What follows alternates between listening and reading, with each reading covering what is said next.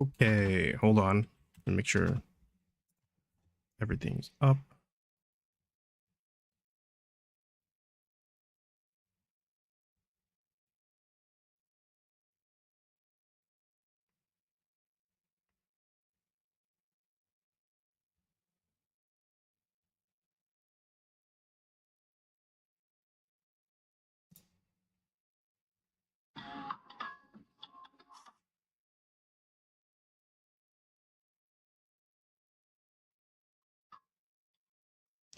Okay, I think I'm ready. I'm just gonna hop kind of right into this.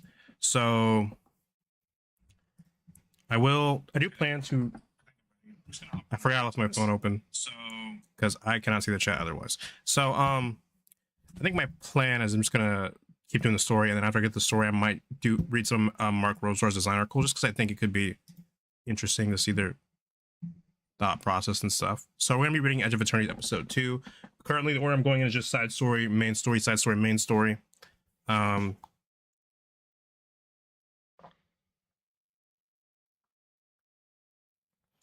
then I guess I'll play a little bit of MTG Arena, probably, just because I probably should be streaming this since I do play it a bit. Revision 10, Inspect the Colony. It's still in the wrap. Sammy and Tan stand on the runway apron. They're in their risk armor and stare. The light is a deep violet, falling to black. This eerie anti-golden hour. Hold on, let me take off my hoodie because it's kind of hot in my room.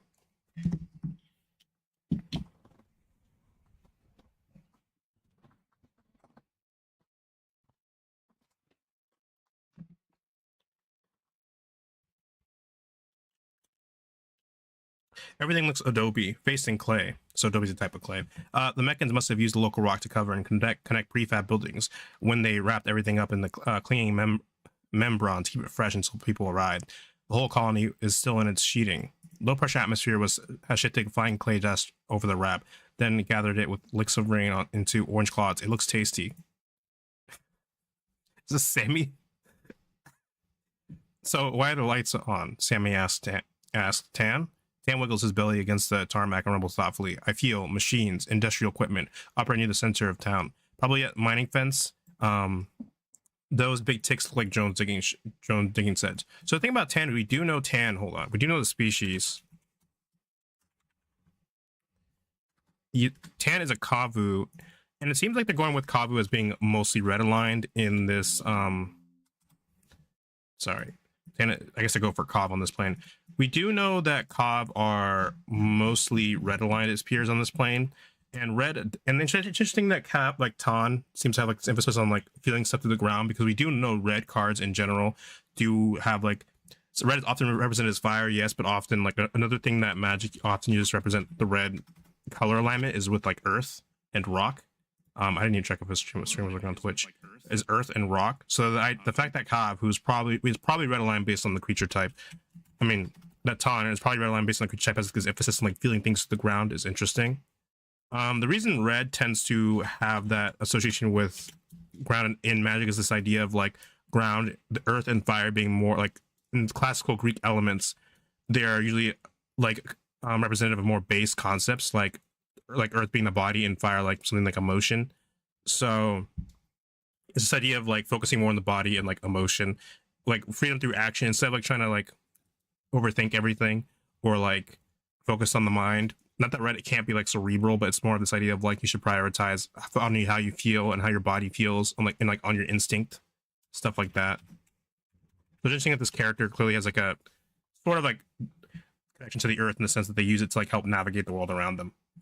Like, and you could also see it as maybe like, I mean, not like you could, you could see it as like many different ways. Like you could, I'm sure there's like a blue manifestation of it where it's sort of like it was a way of gathering information, and it's like, but you could also see it as like he sort of like this character sort of trusting their body and like how their body feels about like the environment around it by using the earth.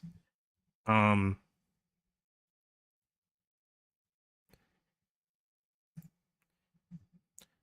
wonder if they tried to operate the colony remotely. Sammy exhausts in relief. That would probably explain everything. Lights are on here because the power is on. The mining shed's turning away doing what they do best. Filling cargo containers with moxite, and if they find anything they don't know how to handle, what do they do with it? They toss it aside and wait for a human operator to decide. I get it, Sammy announces, bouncing up on their toes. The armor makes this nearly impossible, but Sammy's determined to bounce. The metalmen love machines, right? He switched this place on remotely. Now the machines have to dig up something they can't identify, and he wants us to find out what it is. So he sends us in foolish, like a couple living assays, and we figure out if it's, dangerous or valuable or whatever. Tan sniffs. His armor sucks air through its phlegm node, samples it, and renders equivalent smells out of a synthetic library for him to inhale. I smell dinner, he says. Dora, Watt, and Tibbs in a big plate of bread. Interesting that they do address that, like, how do you sniff stuff when you're like, in a, like, you have to wear a suit, and the answer is like the suit has, it's like, it basically has its own like input and gives you like the equivalent. Sammy stops bouncing. What? Someone's hungry. Someone's got to eat. No, Tan, this place is being run remote. There's nobody here to. Damn it! Someone got here before us. Luck Dippold's crew, or Captain Scour, or the Runt. Someone a lot better armed than Sammy and Tan, but someone who doesn't need this score nearly as bad. Interesting bit of lightning. We know like Red has a strong like connection to like lightning and Magic the Gathering, usually to like represent like sort of emotion or like sudden like impulse, and, like excitement.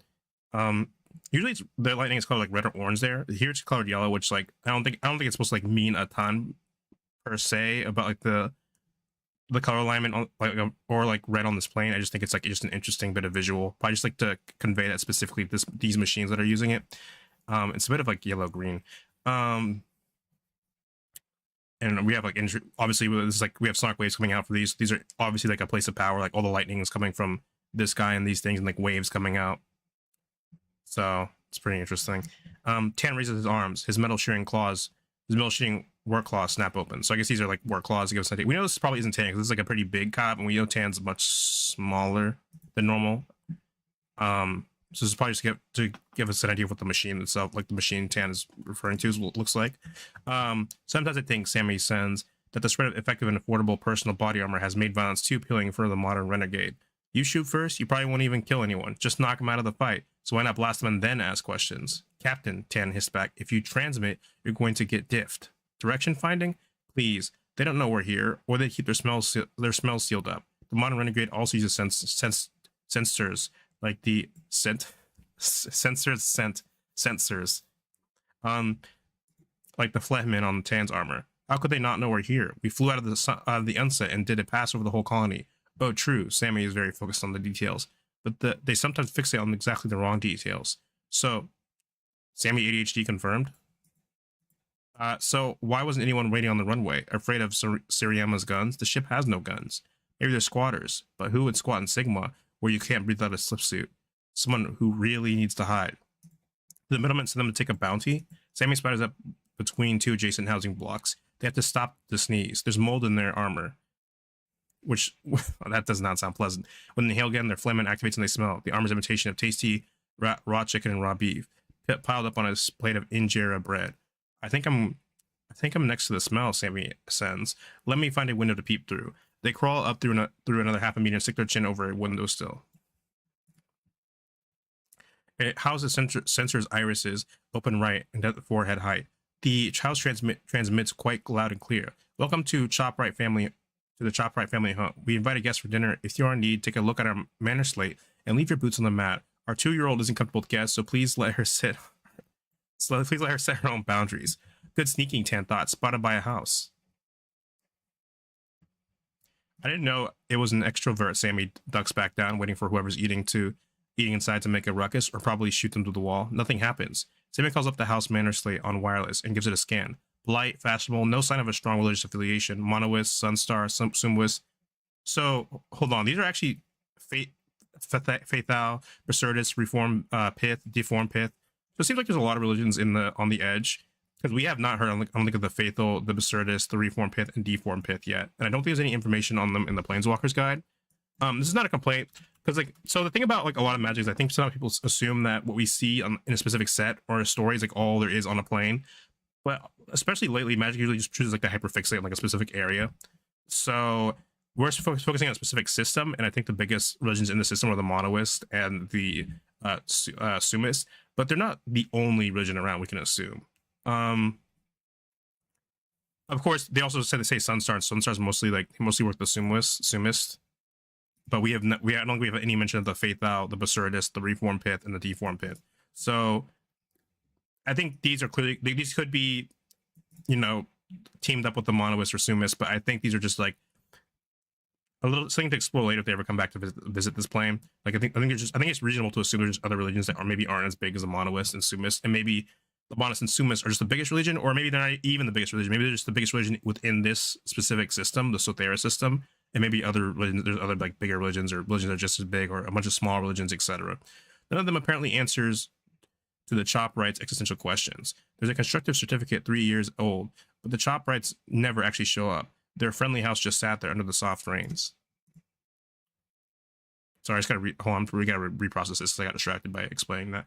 Sammy calls up the house manor site on wireless and gives it a scan. Polite, fashionable, no sign of a strong religious affiliation. Monolith, Sunstar, Sumist, Faithal, Bersertus, Reform Pith, Deform Pith. None of them apparently answers to the Chopwrights' existential questions. There's a construction certificate 3 years old, but the Chopwrights never actually showed up. Their friendly house just sat there. It stopped in the rains. Also forgot to announce that I'm streaming.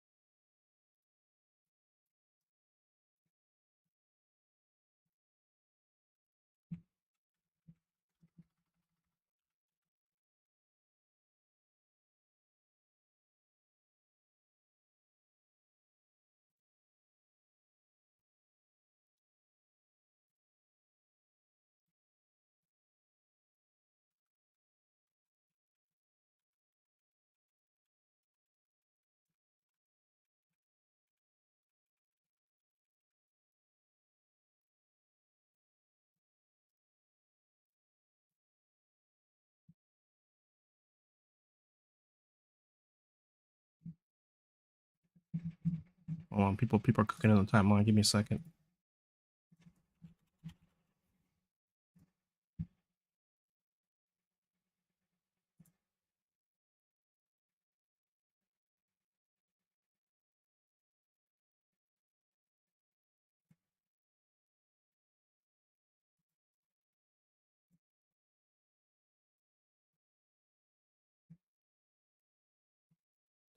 Okay. I think next to the smell Sammy sends. Let me find a window to peep through. 3 years, Sammy repeats. What? The house was built 3 years ago. The Chopwrights filed the preferences but never showed up. 10 rumbles. So how does the house know that they have a 2-year-old? Maybe the kid was scheduled. Maybe they're right. Eating Doro, Watts, and Tibbs. Where's the smell from? Well, it smells good. There's a tear in the membran sheeting where the epoxy between 2 sheets failed. Right behind it is the window that spotted Sammy. It's porous, two-way breathing plastic, the kind that keeps your house humidity and air balanced. The smell's coming from in there. Sam sits inside. It's a common room with a table, cushions out for kneeling, basins for hand washing, full of water, a big bread plate with Sammy's stomach rumbles. Dora, Watt, and Rast steak Tibbs. They ate Tibbs every night at the end of the kitchen service years ago on the worm speaker. The lights are on. A teapot simmers on an induction plate, burping hot water into the tacky, self-cleaning floor. There are torn squares of injera bread on the plates, like someone was in the middle of serving dinner. I'm sorry, the house says. The Chopwrights aren't here to receive guests right now. Please make yourself at home. What's ours is yours. So right now, it kind of sounds like the house is like sort of auto-built, but like some like automatic like units, and it's just going through the motions. So we'll see what's going to happen. But my assumption is basically that someone's like basically squatting at this, like this house was scheduled to be built for a certain family, then the family never showed because of all the stuff with the super void and stuff, and then maybe someone's squatting at the now like automatically self-sustaining and like house that was like automatically built. It's the same everywhere. Like everyone stood up and walked away in the middle of life. Maybe something different. I've got the colony V on wireless. Sam reports. Humans are famously bad at splitting attention between reality and virtual. So Sammy leaves that to Tan. For Cav, it's like splitting your attention between left and right. Left and right. I convince it I'm an inspector. Map safety record. There's a lot here. It's pretty interesting how they're kind of exploring the humans on this plane. Also virtual reality, since one of the short stories we got like it was kind of existential horror, but it was also like built like a virtual reality that was like so real, sort of like kind of influencing real space. So they're really so it's very interesting how they explain like the virtual dimensions of like this plane. Like I'm not sure they have an internet per se, but like it seems like the virtual world is kind of important, and I'd be interested to see if there is like a virtual world aspect to this plane, like almost like a virtual, you have like the physical realm, the chaos world, maybe like a virtual world that everyone uses, but we'll see. Does it think it has a population? Vise are smart in the same way slime lords are smart. Just to be clear, I just want to make sure.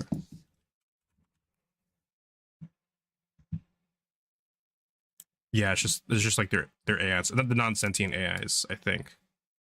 Or hold on. From there, as simple as opening. Okay, Vise are the ones with consciousness. I got that wrong. Vise are the robots with consciousnesses. Features of data capable of solving exponentially complex problems, but without any underlying model of reality. They're great. But without any underlying model of reality, they're great for planning and administration, especially the kind of multivariable, constantly changing problems that drive most societies to howl and frustration. They grow their pseudopods of optimization out into the maze of possible features, feeding the ones that find reward. They are not, however, known for their common sense. No, I don't think so. It says no one ever showed up here to work here. Does it think it's being operated remotely? No. What do you feel out there? Sammy hops from rooftop to plastic wrapped rooftop. Membron crunches satisfying underfoot as they land, crouch, kick off, soar. They're heading for the colony center. The Cerium sensors detect heat and carbon dioxide from 20,000 people. They've got to be here somewhere. It's a nice place. Savannah layout, cells of 4 habitats and 4 civic buildings around a central square. Savannah layout because you evolved on a savannah. Savannah layout because you evolved on a savannah. I suppose the squares look nice, of course, but you can't go outside without a slip suit. The air is thin. You wouldn't need a full pressure suit, but you'd need heating and a breather. I didn't know you're interested in colony planning, Captain. You fly over them. You fly over enough of them, you get curious why they make those shapes. Human urban planning is very different from modern CAF settlements. Humans don't make as many preparations to flee. Which is interesting because we know the CAF's planet is like dying, so that could be influencing the culture. Like their planet could be like the fear that your planet could like crumble apart, or where you live crumble apart at any time. So it's like more of an emphasis on like being able to escape. I'm coming up on a big avenue. It looks like a track for trains to carry cargo to and from the spaceport. Sammy sneezes, coughs, sucks down moldy air, and jumps to the next building. Wait, while walls, Captain. What can they say? Captain Sammy, talk to me. Are you all right? Yes, I have my vitals. You can see I'm fine. I didn't ask if you were fine. They didn't actually. They asked, what can they say? Please talk to me, or I'll have to decide to come over there myself. There are slip suits, empty slip suits everywhere, hundreds of them strewn like palm fronds on a decorative carpet, all down the avenue like the remnants of some strange molting. Did people wear them? Sammy scurries down to ground level. The nearest slip suit twitches in the thin sunset wind.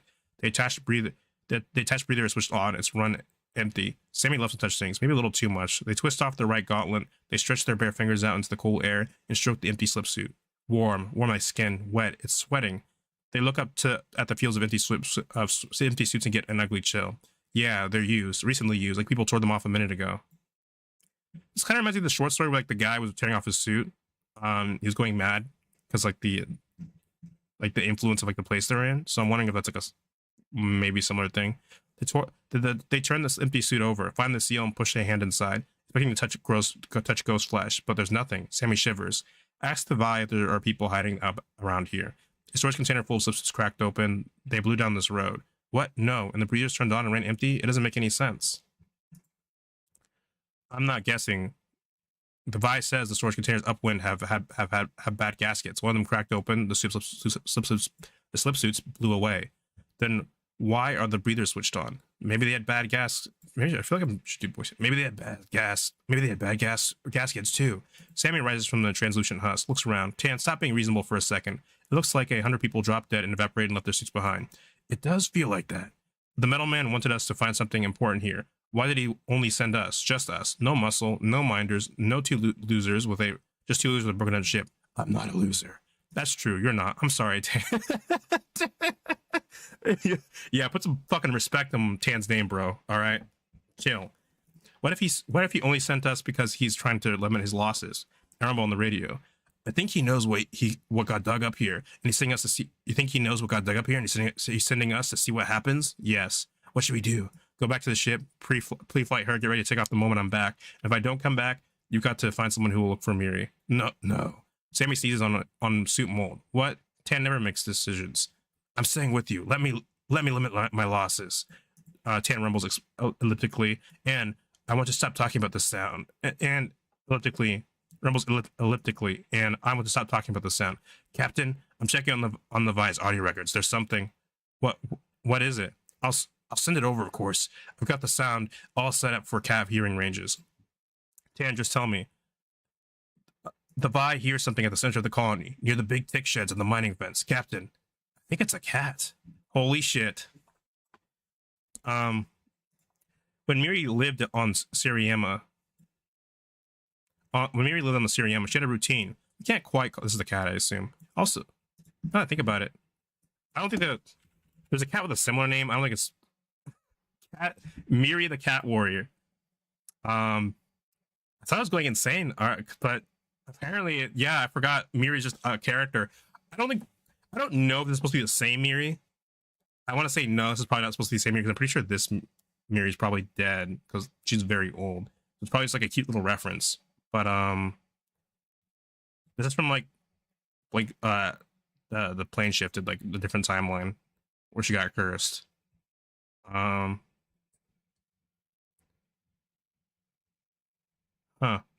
Anyway,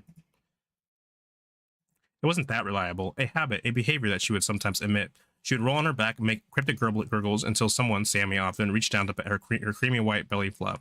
Then she would latch on to the grasping appendage, an arm usually, with all four of her legs and kick it furiously with her back legs, as if disemboweling it. Only she kept her claws retracted, so that all you felt were her little jelly bean toe pads brushing on your skin. While doing this, she would gape her toothy little maw open, look around wildly, as if she were bewildered by her own excitement. This feels like someone definitely owns a cat or something, just talking about like what their cat does sometimes. Then she would begin industriously licking your limb, staring at the wrist and progressing toward the elbow, rasping away busily with her tongue. If you try to pull away, she would shout "nya" and kick at you with her toe beans. Yeah, that's like the sound. That's like onomatopoeia for. Was I supposed to be directing what? Okay, I was just making sure I didn't like miss like choose your own adventure in the night and kick you with her toe bean. You just had to wait while she caught up your limb, adjusting her grip like some kind of industrial machine traversing a length of pipe, cleaning every patch of skin or scale she could reach until at last she was on your shoulder, licking the side of your face and purring, having expressed the overflowing adjective of her love.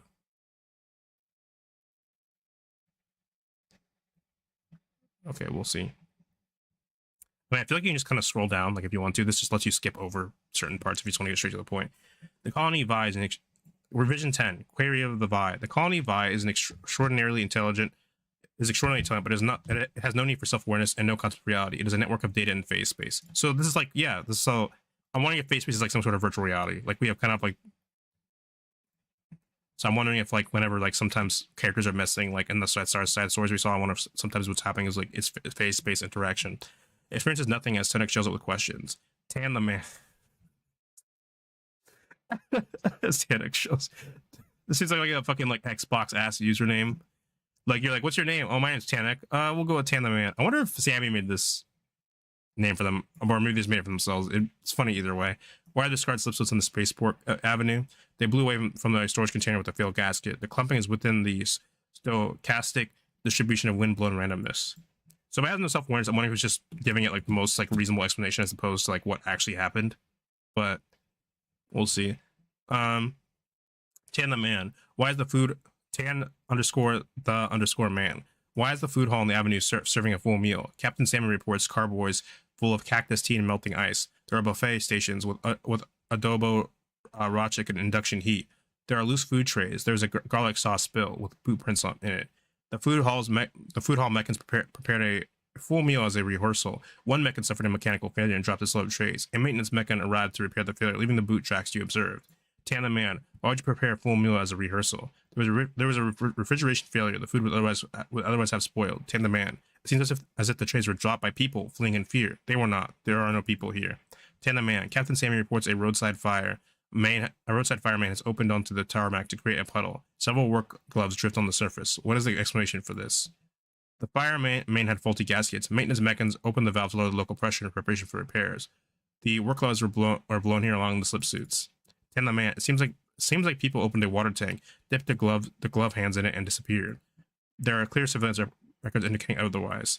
10 the man. Are you familiar with the work of Crampton Severine?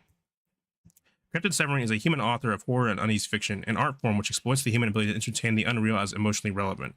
Severine portrays the Edge, the known universe, as a malignant puppet show operated by unknowable beings who mock human notions of causality. Ultimately, the universe is revealed to be a theater for suffering, without reason or ultimate purpose. Jesus. 10 the man. Thanks. My captain won't stop talking about the Crampton Severine. It's just a other question. If you had to rate it out like 5 stars, what would you rate it? There is a new logo from a privileged terminal. The new user is Seriema Sam. The new logo on Query.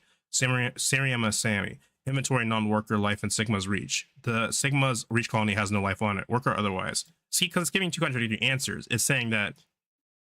Oh, I guess it never said that there were people here. It just said that it's just a bunch of mechans malfunctioning.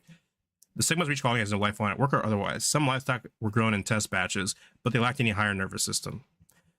Seriema Sammy. Seriema _ Sammy. Inventory atmosphere, carbon dioxide, and heat.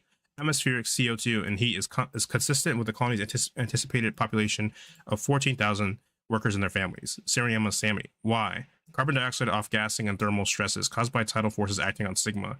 Seriema Sam. Cobb shit. Sorry, Tan. Tan the man. I agree. Although absolute man shit. Absolute man shit. Vi, let's inventory supply and consumption.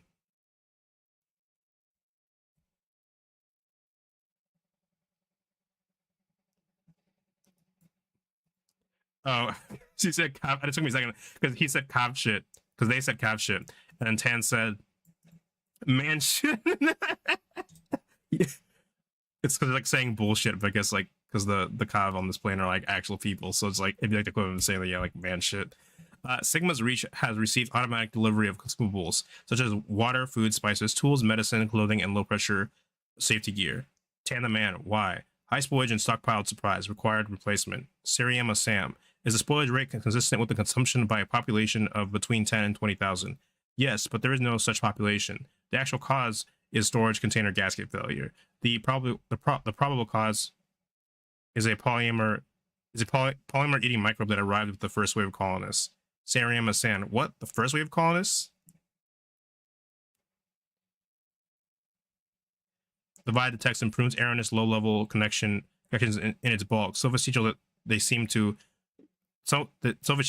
close to random noise. It resumes normal function. That statement was an error. The gasket failure was probably caused by polymer-eating microbe that infected the first wave of supplies and sent to the colony's stockpile. So this is making me suspect that the machine doesn't actually exactly know what happened. It's just giving you the most likely explanation. It seems the most reasonable. Like, it's sort of like a complex, like, what do you think happened? Like, well, the most likely causes, because it says, well, 1 probably cause, and then 2 gives like 2 different answers, where it says the actual cause is storage container gasket failure. The probable cause is polymer eating microbes. So like it's giving 2 possible answers here, and then here it's saying probably. Tan the man. Captain, you're getting distracted. Seriema Sammy. Tan, I'm getting upset. But yeah, where's the cat? Where's the cat? There are no cats in Sigma's Reach. Seriema Sam. I hear a cat. There's an audio anomaly on the mine's workforce near one of the clay processing sheds. It is probably a mechanical strain. It does resemble the cause of a domestic cat in distress, but it is caused by metal under repeated stress. Seriema Sammy. Give me a waypoint. There's another sound nearby. It is a periodic knocking, like a piece of gravel hitting against a wall. It is associated with a report of an anomalous object from one of the processing shed sorting mechanisms. Seriema Sammy. Give me a waypoint. Proceed to waypoint. So once again, I think they set it up so you can just scroll straight down if you want to. It's just that these let you skip over certain parts. But I'm wondering. It seems like something could be going on with like the program overseeing this. But I'm also wondering, maybe it just didn't know there's a cat, because if the cat can weft walk, would it know if a cat just weft walks somewhere, like anywhere on it? Revision 10. Chase the cat. Captain, wait. Captain, wait. No time to wait. There has never been a time to wait for anything. Sammy must go forward. Definitely feel like that red ideology, like act on your motion, act now coming new because Sammy is. We know their color alignment is red white. Oh boy. Well, hold on, wait, this is cool. I got some more cards. I'll talk about this later. I think we have 2 Sammy cards. I think they're both red white. I want to say.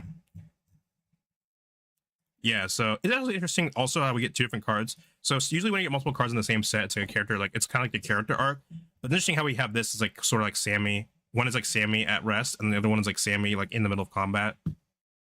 Like it's just kind of Sammy tinkering stuff, and they sort of just like at the instant they're just like they're making two colorless robots because they're just tinkering with stuff. And they also have their cat in the. So I'm also wondering if this like represents Sammy before they lost their cat, and then maybe it's like them on the look for their cat, like willing to go through anything to find their cat. But could also just be like this cat just happens to be here.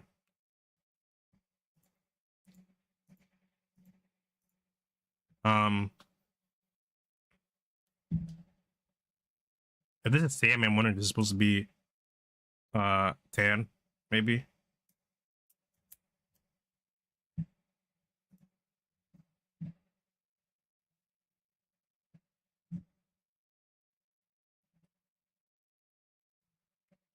Interesting. I'll try not to get distracted here with the amazing Magic the Gathering art. No time to wait. There's never been time to wait for any. They must go forward out of the path with its disappointed crew and vanished cats, forward into a future where everything is finally right. Ship and crew and cat and self. The dying voice on the worm speaker's flight desk. The rasp of prophecy from ruined lugs. You will come to nothing, Sam. Family finally proven wrong. So Sam might be doing this to prove someone wrong. If that means leaving Tam behind for just a little bit, just a few minutes, not forever, then run. Run. Sammy tears down the rails of the colony's big cargo hall. Past ingots of plastic wraps titanium that weight stacked like precious cheeses for someone to need them. Sammy sprints past the frozen construction of a colony that never had any colonists, except it feels the ones who vanished just a moment before Sammy lays eyes on. There was a hot food in the hall near the spaceport. There were gloves drifting on the pooled water, like people knelt together to hide from some rising fire. Captain, before you go in, wait for me, wait. No, there's a cat in trouble, and maybe it was Miri. But even if it isn't, someone has to save the damn cat. Sammy balance beam sprints down the cargo rails through a bola garage.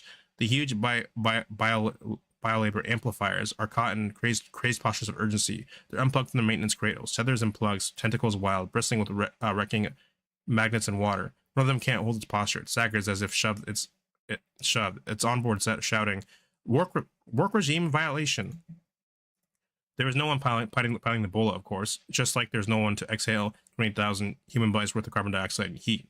There are no people on Sigma's reach, but now Sammy plunges forward closer and closer to the mining face. There are shadows of people right there below the cargo rail. Look, baked into the clay, glazed impressions of bodies twisting in anguish. The silhouettes reach desperately for the shadow of the rail, but cannot reach it. Something awful happened here, just an instant ago, a moment before Sammy saw, but there is no sound, no movement, no one living or dying. Sammy runs, astonished, through a field of grass flowers. Frozen explosions in the clay. It looks as if the center of the colony was bombarded, prickled with explosive heat from the sky, and bombardment stopped mid-second. Field of glass flowers. So, like, it was glass, basically. They managed to choke a question to the colony Vi. Why are these here? The Vi responds tersely. Lightning strikes. Lightning just struck inside like a mine. There are people, dead people. Lightning fulgurites may resemble human form. Lightning on an arid planet with no thunderstorms, and the atmosphere is really thin, so I imagine it'd be really hard for a thunderstorm to form. Orographic lifting builds up charge and dry dust storms ascending the tightest. Lightning discharges at the mining face due to the presence of large metal structures. No people here, never were, just coincidence that resemble people. Just lightning that strikes glass into the form of burnt bodies. And the large metal structures. Ahead of Sammy, a row of clay processing sheds stretches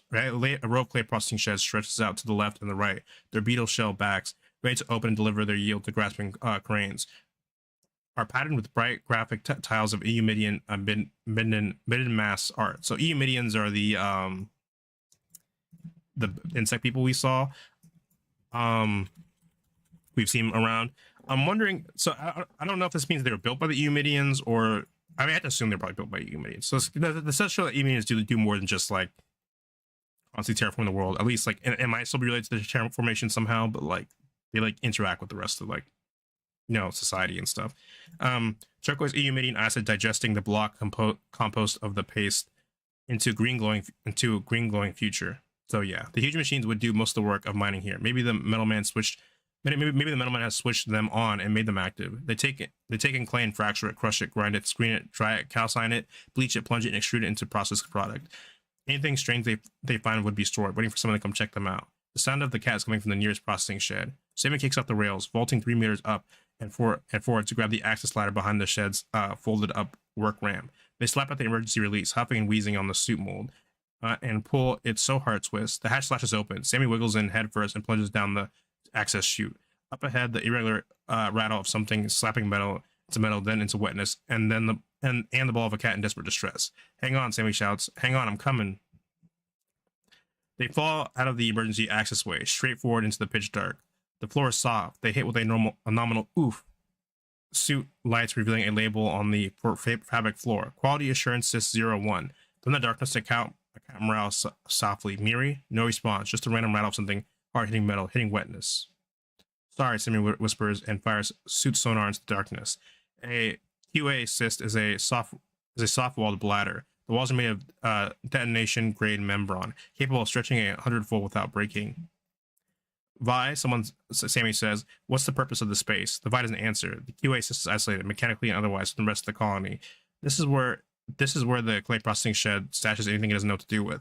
And even Sammy, a criminal of Mali education, knows that the Pinnacle takes very seriously the control of unidentified stuff mined from alien ground. Maybe the artifact is here, a perfect place to keep something safe. Hey, Sammy calls. Psst, psst, psst. No cat. Sometimes in movies, slivers mimic the sound of things they hear to lure you. Of course, slivers aren't real. So about that, if you've been following spoilers, you would know we have actually gotten some sliver cards. I think we have a mutant sliver. Let me see if I can find it.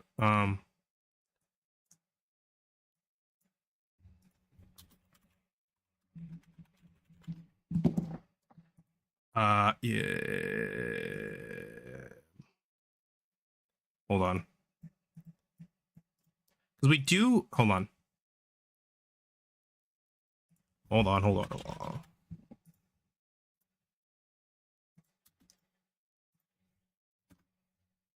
We 100% saw sliver because we saw the mutant sliver on the reveal like last week. Maybe if I.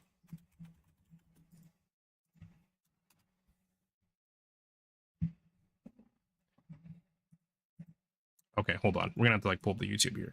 So we do have confirmed slivers on.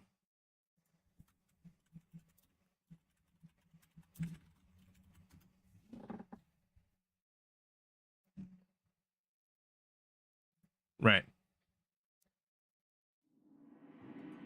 Places leaves combo. There's the super knocked it out like ramp is descending and into a great really have space. My favorite thing. It's where paying one for the old monster. Here we go. That so just we do have sliver cards in the set. For example, we have Sliver Overlord here. I think this is a new sliver card too, because this is a sliver mutant. So it's interesting that Sammy specifically says that slivers aren't real, because this implies possible two things. It could be that slivers they're just not very common, and that Sammy just doesn't. Most people don't think they're real. They're like a secret threat. But since open paths are open, what could also be happening is that maybe at some point slivers are on the plane, because we know before the mending, planeswalkers and animals were always like running back and forth. And then what might happen is the mending happened, so slivers stopped like there's no way to see slivers anymore, so it kind of just faded into like memory or myth.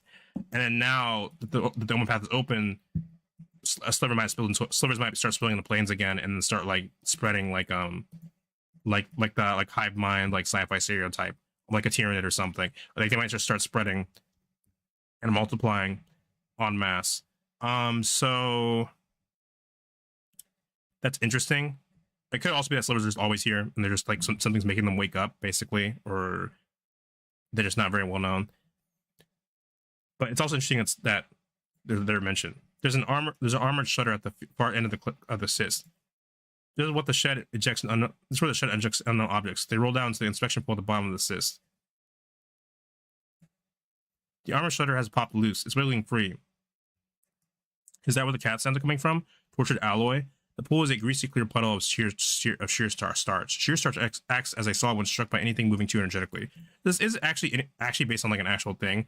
Obviously, I don't think it's probably as potent as sheer starch, whatever is being mentioned, but there is like, I forget the name for it. Shear thickening, yeah, I think it's like shear thickening materials from science.org. It's like stuff that basically like it acts like a liquid, but once it starts moving too fast, or you expose or if you expose like enough stress or energy, the particles basically just like start becoming more solid. So the substance that's usually liquid, but when it suffers like enough stress or starts moving fast enough, it starts to solidify. Which, you know, again, it sounds like they had like a lot of sci-fi nerds working on this set, like who were just excited to like include stuff like this. Actually, solid when struck by anything moving too energetically. That pool and the cyst walls are meant to protect everyone outside in the sad event that the shed plucks up something really dangerous, like a singularity bead. So singularity bead, we do know that's like the monoist. It's an artifact the monoists use. I think it's to create. It's to create super voids. A bead that causes singularity induction, used by monoists to create a super void or to accelerate their journey to the next eternity. So it's either used to turn a star into a super void. And I guess that this implies that it's really dangerous. It's not like just a bead you can just pick up. It's like really dangerous to handle, or to accelerate their journey to the next eternity. Sounds like maybe like a ritual or some sort, maybe to like suck yourself into a black hole. Or a relic of some ancient war between bleach things or a fatal worm. So bleach things could be the Eldrazi. I don't think Sammy Sammy hasn't mentioned the Eldrazi yet, but if it's possible that like, you know, wars between like bleach things does sound like fighting the Eldrazi, because some of the Eldrazi look kind of pale or have like pale parts of them. They don't all look like that, but I could see someone describing the Eldrazi as like weird pale things sometimes, like depending on how they look. Like some of them have like, they're not all pale, but some of them do have like pale like growths and stuff. Especially like the more armored ones. So there's something moving in the inspection pool. Sammy's armor experiences a series of software crashes. Motion into the sheer start. Something moving quickly and erratically. Something that makes a sound, a voice, a word. Chosen. No, that's revision 10. Keep going. No, that's not right. The voice in the pool sounds like this Cymer, but it's not. It's just rattling and sloshing around, and Sammy's brain is hallucinating words in the noise. Words like chosen one. Sammy steps closer. Who doesn't want to be the chosen one? The one who does the choosing. Also, once again, interesting sci-fi trope, because we have, like, for example, in Star Wars, it's like probably the most famous example of like a sci-fi / science fantasy environment in which there's a chosen one. The thing moving in the white murk of the pool looks like a hunk of raw pitch blend, a dark unpolished egg. Its surface is oily black, pebbled with little blisters that tempt Sammy to poke them, like a fidget toy. It looks so weirdly lickable. Sammy, stop eating fucking rocks and like fucking earth and or wanting to eat rocks and earth and shit. I've seen a lot of people talk about the story. I have not seen a image mention apparently how Sammy, they just wanted to like fucking eat, like they would eat like a fucking crystal if it looked enough like a gummy, or would think about it. But maybe this is only true. This desire to lick if you are Sammy, a tactile maniac. But there is a faint blur on it, a pink astigmatism. Like light isn't quite sure of the right path to take, so it experiments with all of them. Rainbow interference patterns sprayed from its glossy highlights. Could be maybe something to do with like some monoist thing, because we know that gravity can get kind of weird with the super voids and stuff, and like they use gravity magic, but it could also be some Eldrazi thing. Oh, and it's shooting around like a gnat. The whole pool of sheer starch is stirred, like it's soaked up heat from below, and it has created a slow vortex on which the hunk skips like a kernel of popcorn. Okay, Sammy says. Okay, I see you. This has to be it, right? The middleman's artifact, the thing he sent Sammy and Tan to find. Sammy may be being naive, but they're not naive to touch this thing. Proper handling now. Carefully moving slowly as if planning to trap a skittish cat. Sammy unstraps a hot cell from the wall. Alongside unilit reading rags, hot cells are unilit reading rags. Hot cells are Pinnacle's favorite gift to give. There are a dozen aboard the Siriama. They are not as good as proper stasis casts, but they can hold neutron activated engine components or chemical spills or split fuel rods or even corpses. So it's kind of like a stasis trash can. It beats inhaling fuel fleas. Miri used to play inside them, and Sammy would shout, Hey, that's not for cats. And Miri would crash and stare and make a noise like a duck, but not coming out. Sammy dips the hot cell into the pool of sheer starch. The strange stone bounces happily into the hot cell, but a ridge of sheer starch builds up at the mouth, hardening as it rushes in. The stone skips off the scab, barely bounces off the safety barrier at the edge of the pool, and rolls like a deranged coin back into the pool to ride the vortex.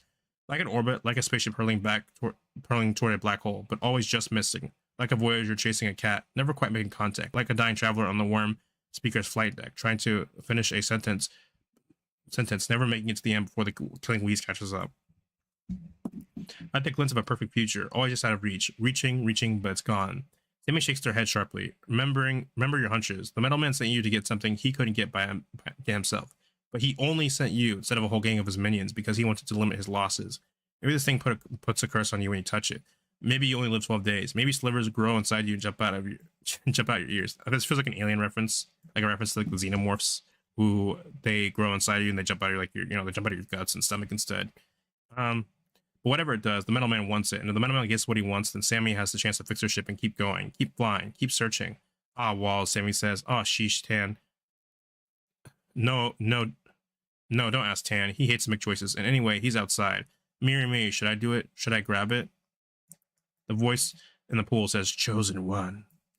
A part of Sammy says, you're never going to find Miri. You're never going to keep the ship, and you know it. Nothing you do can get you further from her. You have nothing to lose, so just do it. Reach down and grab it. So this artwork is interesting, where it's like, obviously, I mean, there's less of a focus on there being a main character. Like, you could see this person's the main character, but usually if you have someone who's like the main character, you'd want them like more in the frame. Like we're just like, this person's just barely in the frame, like Tan. And especially if you like think about like how it's gonna look on a card, like cards have like a more square, like imagine the cards have like a more square look. Although they did manage to fit it. But obviously, despite it called Sammy's choice on the card, Sammy isn't looking at the camera, so the emphasis is obviously on Sammy making the choice to touch or not touch this thing. And the card itself, despite Sammy being red-white, the card itself is like green, which is interesting. And you can kind of see that in like how this is like sort of like a greenish blue effect. So let you emphasize it's a green card. And then this person actually adds a bit of green. Tan actually himself adds a bit of green to the card because he has green skin and stuff. So like his green like growths and stuff help convey the card as green. And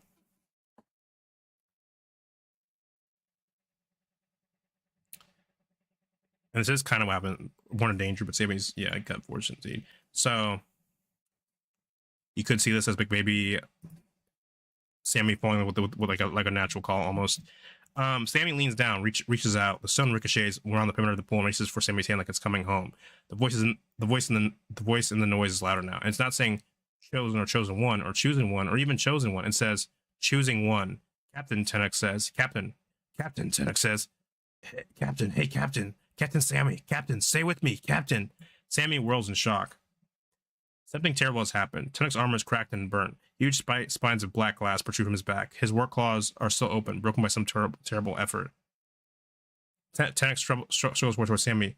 You sure caught up quick, Sammy says. What did you do? Get in a fight with the mining shed? Tenek lifts his armored gauntlets. He's carrying something in them. He raises it towards the pool as if offering it. Something speckled, black and burnt. Disfigured melted suit of risk.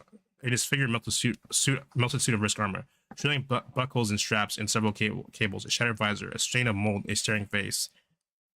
Sammy reels away. That can't be. Tan, what? Tenek reaches for the thing in the pool. Hey, Sam shouts. Wait, let me get in the hot cell. They lunge, trying to knock Tenek's gauntlets aside. Their armor gauntlet smashes into the hot cell cast and breaks the call, plunging its throat. A gulp of fluid rushes into the cast, pulling the stone into its heart, hardening around it and dropping it like a big spitball right down into the cask.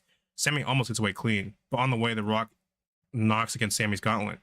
It isn't really touching, is it? Touching armor that's touching layers of suit that's touching Sammy's skin? What is that kind of touching? This is like Sammy. This is like everyone. Whenever someone like, oh, you have to touch it, and then you're like, what does that mean as far as your powers go? Definitely a fan. Maybe because the armor goes wherever Sammy chooses to go, so it counts as part of them. Tenek drops the mass in their arms into the inspection pool, trying to keep it safe. After all, this is a perfect place to keep something safe. It's not me, Sammy thinks. It's not me, it can't be me. But the rock's touch has knocked Sammy off balance, and they are falling to the pool, falling exactly where the blasted armor has fallen, as if drawn to match, falling into their own dead and staring eyes. No, no, no! You will come to nothing. Gasp! Oh, walls! It hurts to breathe. Gasp again. Oh, that sucks. Do it again. Now you're coughing and it hurts. Good job, fool. But you deserve it, don't you? Do it again. Cough harder. Hurt harder, you fool. So maybe definitely Sammy, like a bit like of inflicting like sort of like inflicting pain on themselves, like they feel like they deserve it. Obviously, probably gasping for air, but also seems like they feel like they deserve the pain. This is off how it often is when Sammy wakes up. So yeah, like they might have like a bit of a maybe have feelings of inferiority or like failure towards themselves. So that's interesting. This time they feel touch before sight, like a cob. That something is holding them down, and they try to wrist away, but it's just Tan. Hey, easy, Captain, easy. You had a respiratory attack. You fell pretty hard. Hey, easy. Hey, easy, Captain, easy. You had a respiratory attack. You fell pretty hard. I think you might be allergic to the mold in your suit. Yeah, probably get that cleaned out. The Seriema. Sammy's in their bunk on the Seriema. And that roar, that vibration, they're under fusion thrust. They're back in space. Tan, the War Makers. How did you get past? Are we going to be intercepted? Tan inhales slowly, sifting air through his poison taster sinus.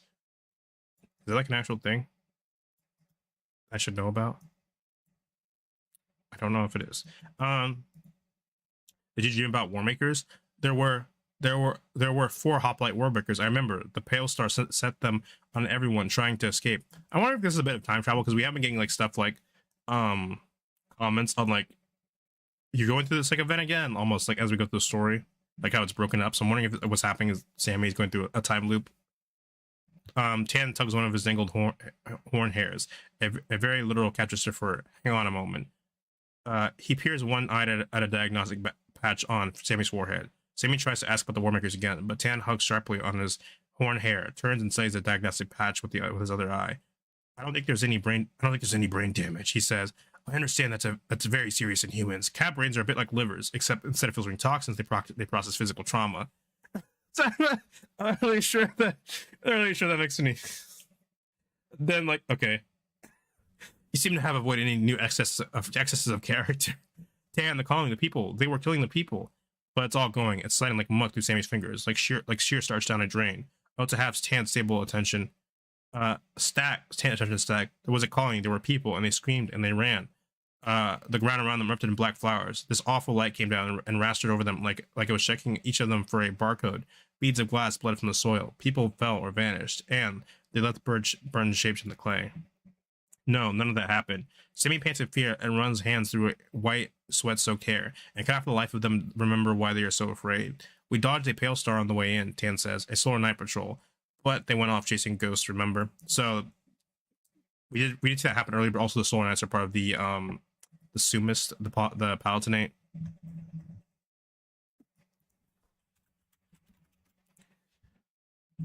So like the knights are part of like these guys. And Sigma's reach was empty. There was no one to be burned into the clay. Tan, what happened to me? I found you in the QASIS attached to one of the mining sheds. You found a weird rock. You put it in a cask. You had a respiratory attack after sprinting around inhaling mold. You carried it back. I carried you back to the ship. Then I had nothing to do but read about human brain trees and get the ship pre-flighted. Since you weren't around, I followed your plan and got us flying again. Best to do it before the Pale Star came back and saw us. You know, the Solar Knights, liable to run at a few figures and decide what vaporizing us extends. Decide that vaporizing us extends the bright sum. Yes, they would be liable to do that. The Solar Knights in the whole Sunstar faith compute the idea of goodness on scales so large that they tend to crush the small. That's a pretty interesting take on this faith, because like you see this a lot like in some sci-fi where it's like this like the idea of like just like how massive the universe is, and there is definitely like a bit of an existential horror vibe going on within the Edge as a plane, like they seem to be touching on like just in some of the short stories. So this idea that like they kind of like their faith almost runs on like a sort of like computation where it's like we'll do whatever, like is pretty interesting. It also does remind me a bit of the Empire Man from Warhammer, 40k. I'm not okay. When I say like when I keep doing up to 40k, it's because I'm like aware of 40k lore, so it's easy to use as a frame of reference. I don't think it'd be correct to say that 40k is like the only frame of reference here. It's probably referencing multiple different stories or sci-fi tropes in general, but the Empire Man also sort of like goes by a similar idea where it's just like focus on the greater good of like the empires. You should be willing to sacrifice yourself for the greater good of the emperor and the empire, and like they're like they're very cold, very heartless. Like they work on scales. Like there are things you can't even comprehend as like you're just like a single guardsman, and you're like you need to die because there's things going on that you can't even comprehend. Like you as an individual need to be willing to die so that this army of like 10 billion people storming this planet can succeed, and then this prevents chaos from winning, and that prevents like like the rift from getting any bigger, etc., etc. And this ends up adding to like sort of like grim darkness where it's like the lives of individual people don't matter. Like they don't care if they don't care that you're slaving away like in a hive city. And I'm not saying like the Slow Knights have those. I don't think the Knights have hive cities. I don't think it's that grim dark, but it's like it's kind of touching on a similar idea. I think where it's like they don't touch on the individual, and this also ties into their color alignment because so far all the Sumas cards we've had is it's pretty clear the Sumas are some flavor of like white alignment. Maybe they're all some flavor of white alignment so far. So it's a pretty interesting take on white to have like sort of like because I've been saying I think they're leaning to the idea of like the Sumas aren't like pure good. So it's pretty interesting to take on like a maybe more like malevolent or questionable white line faction, where this white line faction is so focused on like the greater good, on like the universe as a whole that they don't really focus on the individual person, right? So like they're willing to sacrifice individual people if it's good, if it's for the greater. This isn't a so like the greater good always takes precedent over the individual, and like in theory that makes sense, but then you have to like questions like what do you consider good, etc., etc. So it definitely brings into like also like Sunstar expansionists and stuff, Sunstar chaplain. Also interesting that they have chaplains like clerics and stuff. So it's a pretty interesting like implication for like the Sumist. And it makes me wonder, like, so the monster Black Line makes me wonder if, despite like the mono was like focusing on like bringing the universe to like an end, like not an end, but like into like back into like a singularity. It makes me wonder if like the monoist, maybe the religion has more of a focus on, for example, like the individual people, because like a Black alignment, and that kind of conflicts with like the Sumist. They do have a enable, so it looks like.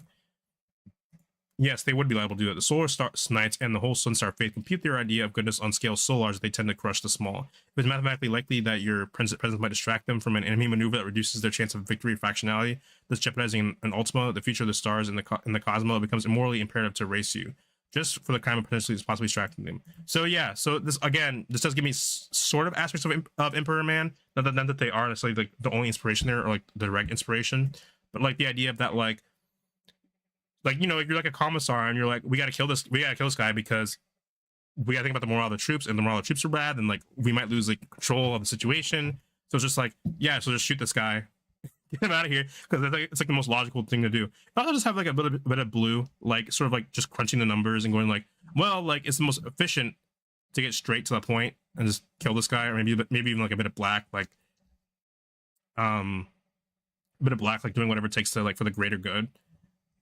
Although I'm not sure if the Sumas are given the vibe that like they're going like they're quite Black alignment so far. Like, oh, I'm willing to go to do whatever it takes for the greater good, like that kind of black-white vibe. It seems they could easily still be white. It's just white or white-blue or something. Probably white, but it's just that they're like, hey, we do. It's not that we don't care, or in theory, it's not like we don't care. It's more like, hey, we got to think of the greater good, and if helping you doesn't sidetrack them or anything, they'll do it, but it's like sort of like but we also gotta focus. So I'm also obviously, as I've been doing more of these, I'm also realizing I'm not very good on like on the spot thing. Like most of the time I would do articles and stuff, which actually, not thinking about it, I have finished an article, like a video recently on magic on zombies, which I don't think I posted, which is probably not a good sign that I can't remember if I did or didn't. But I will need to get around to posting that. Yeah, so if you don't know, I actually did have finished editing the video for like a for NTG zombies and Innistrad. But obviously, when it comes to like this stuff, I'm much easier explaining stuff after I've had a chance to like look into it and research it a bit. I'm very bad on the spot, like explaining like my thought process. Or so Sammy understands it anyway. Wait, Tan, the cast, what did you do with it? I couldn't do anything, Tan says. You left it? No, I did what you wanted. You seemed like you wanted to take it with us. So I had the mechans take the cast of Cerium and load it up. It's here on board. Tan shrugs elaborately, all the way from hair orange to claw tips, as if to say, "Don't you dare blame me. It wasn't my choice. I thought it might be what the metal man sent us to get, wasn't it?" Yes, maybe. I don't know. It was certainly the strangest thing there, and it was in the right spot, locked up in a cyst, waiting for human retrieval. Are we safe? Is it doing anything? These questions go on Tan's stack, and he gives the first one a proper think before replying, "Well, we're on a busted up, broken down torch, about 12 years overdue for a rebuild. We've gotten 2 crew on a ship that flies with no less than 6. Our flight plan's been rejected, so we could be at any moment be hailed and arrested for unauthorized discharge for a fusion engine in a populated system, and we're burned by a war zone so vicious that even Pinnacle's staying clear, which means we've got no one to so much as squawk and protest on our behalf if we get atomized by a passing solar night. So taken by Monoliths and thrown into Sothera to help it grow. So interesting, the Monoliths seem to have like a sort of like a sacrifice system, which I guess tracks. So both the Sumas and Monoliths seem like not very trustworthy factions and probably a little too keen on killing things, and throw it into so they help it grow. So no, we're not safe. Does the addition of a weird rock make a major difference to our safety? I'm not sure if I'm qualified to assess that. This guy is Tan seems kind of pissed. Okay, very fair. Are we burning? Now Tan looks really worried about the state of Sammy's head. To the next place on our flight plan. Tan, please just pretend I'm not quite my right mind and tell me. We're going to Caveron, of course, where we told Pinnacle we were going. If we don't finish our flight plan, how will the Metal Man meet us? Okay, Caveron. You're okay. Caveron, you're okay going back there? It is, after all, Tan's homeworld. He's forbidden from ever going home. I wonder why. Well, Tan says indifferently, Caveron, we dig a lot. We dig up things long buried. So we need very reliable ways of locking things up. Therefore, Pinnacle gives us stasis tasks.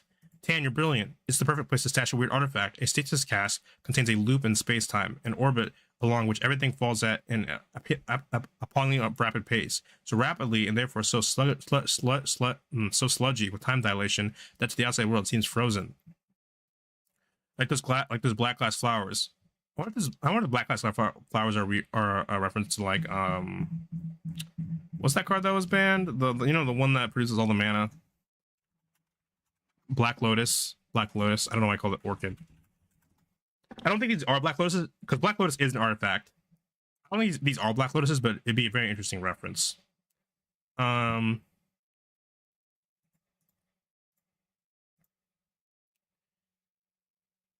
those black flowers around the processing sheds, Fulgurites, the Vi-claimed lightning strikes that just happen to look like people. Tan, when I was looking for the cat, there wasn't a cat, was there?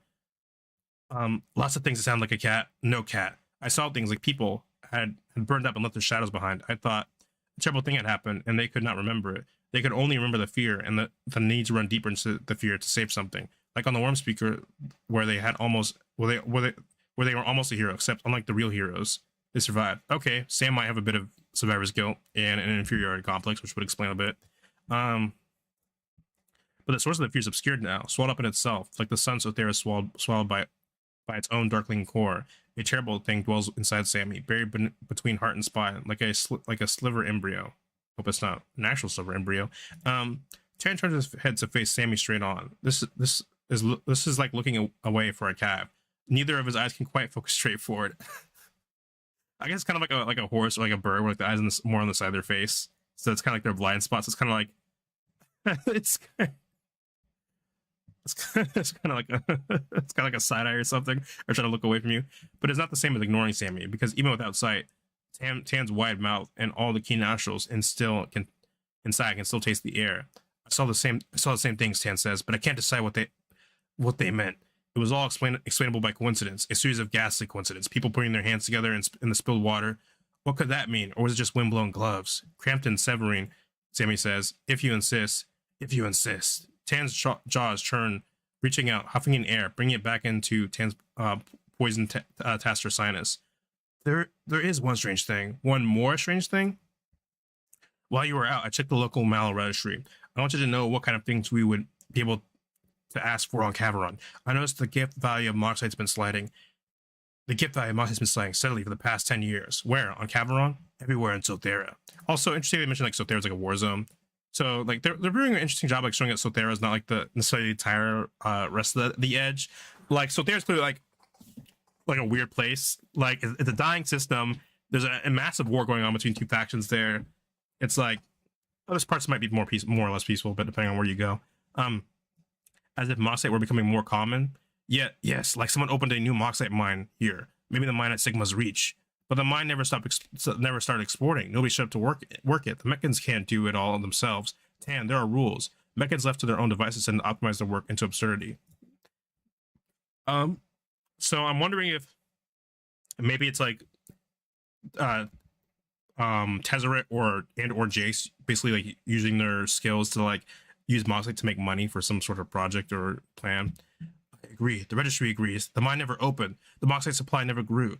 The value's just been sliding. You decide what it means. He reaches over to Sammy to adjust the medical sleeve.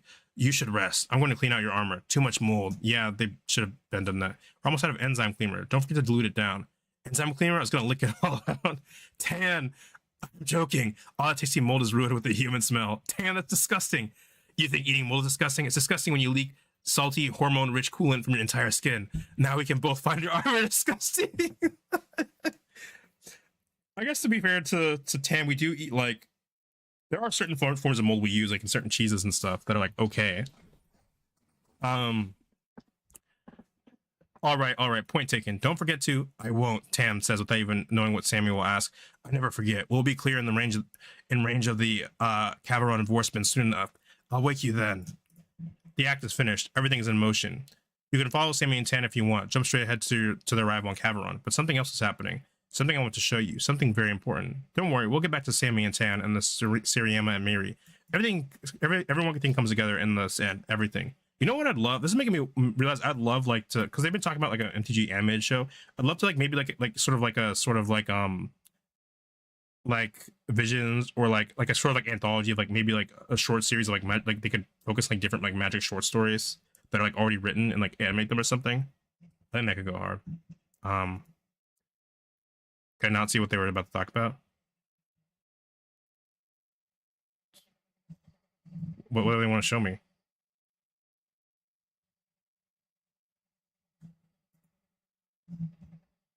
I mean, we can just read. I think we just read the Act 2 part. We'll finish this later because that's our story for the day. If I feel like we're gonna fall behind before the set comes out on paper, I might start reading more than one story a day. But for now, I'm just gonna read one story a day because I think it's fine.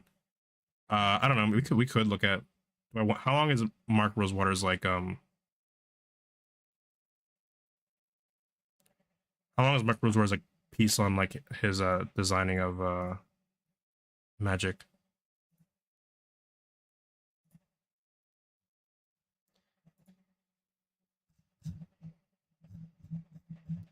We'll probably save this for later. We might even cover it after. Well, actually, kind of short. We might be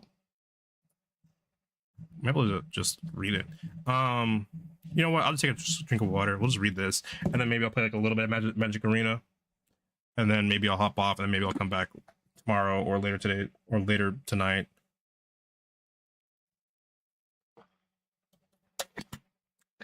Giving the players an edge, Part 1. Welcome to the start of Eternities previews. Today I'm going to introduce you to the set's vision design team. Begin the story of the set's design and show off a cool preview card. Let's get to it. The cutting edge. Before I get to also Mark Rosero loves his fucking puns. Before I get to the edge of the set's vision design, I want to just introduce the team. As always, the team is introduced by the vision design lead, which for Edge of Eternities was Ethan Fleischer. I've heard that name before. Ethan had been pitching a space set for years, so he was my clear choice to lead the Edge of Eternities vision design team. I'm not going to read all the descriptions. Well, should I? How much is this? I mean, I guess I can. Ethan Fleischer, vision design lead. Ethan has had many design teams over the years. Recently, he was focused on guiding our design philosophy for Universes Beyond sets. As a huge fan of the space opera genre, he jumped at the chance to lead the vision design team for Edge of Eternities. Jeremy Geist. Jeremy made a name for himself in the Great Designer Search 3 and quickly impressed UX with his design skills. Jeremy's role in the Edge of Eternities vision design team was to design lots of cards, a role which he excelled at. This was, of course, years ago. Now Jeremy leads vision design teams of his own. Oh, that's nice. Good for Jeremy. Mark Rose. Also, his last name is Geist. I just think it's funny because Geist are like a thing in Magic. Mark Rosewater. As Magic's head designer, Mark serves on most of the major design teams, so that he can oversee the process. Marcy's of experience are a great asset when it comes to evaluating major design elements like keyword mechanics. He hasn't seen it all, but he's seen a lot. I wonder if he had someone else write his own description. I'm curious, or if these exist, be plugged in case you need to describe someone. Megan Smith. When Vision Design began, Megan had recently transitioned from Magic Spellslingers. I want to say, I think the game got closed down. I actually did like some Magic Spellslingers. I kind of wish it was still around, but I mean, it is what it is. It had some interesting ideas. I think part of the problem is Magic keeps trying to not reinvent itself, but it keeps adding like more card like Magic stuff, and Magic already has tons of card stuff because it's a card game. So I don't know. I feel like it'd be maybe they should like release more RPGs or something. I know like the MMO didn't do well, but I think they should focus more maybe on like not just like card stuff sometimes if they want to like expand that a bit. Megan Smith. I wonder if Megan Smith appeared in the I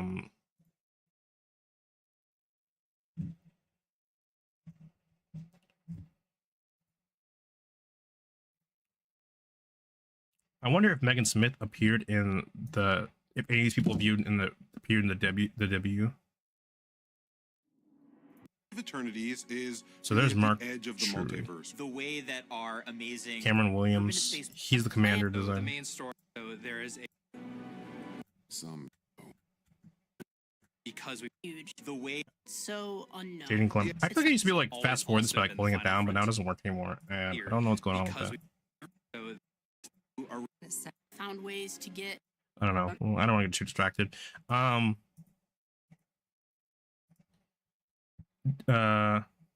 Design team to Magic design team. I mean, I think Spellslingers had some pretty good designs, so I can see how that transfers. Megan had plenty of experience playing constructed Magic, but she was still learning the ropes when it came to limited. Her main role on the Vision design team was to learn how those teams operate. It must have worked. She has since graduated leading her own design teams. What other stuff she's led? Dan Muser. Dan was the manager of the play design team. When we were designing Edge of Eternities, he served on every Magic Multiverses sets or Vision design team. The broad perspective allowed him to identify potential areas of duplication or conflict between sets that were going to release near each other in the calendar. Dan has since left Wizards of the Coast. So I think the idea is that like he basically makes sure like stuff isn't like too similar. Like if you're because one thing you want to avoid when you're making planes is you don't want planes to be like exactly the same. Like this is the artifact plane and this is the artifact plane, and like the best thing to set them apart.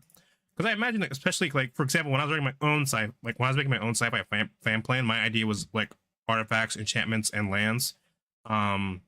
Artifacts for the ships and stuff, obviously, and like robots, and then enchantments for like the stars and stuff, and then lands for like the planets. They're clearly leaning more towards like they're clearly not doing like an enchantment theme. And I'm not saying I had it right. I'm saying this actually makes more sense because like I think because if you have enchantments that might feel too close to like Theros and stuff.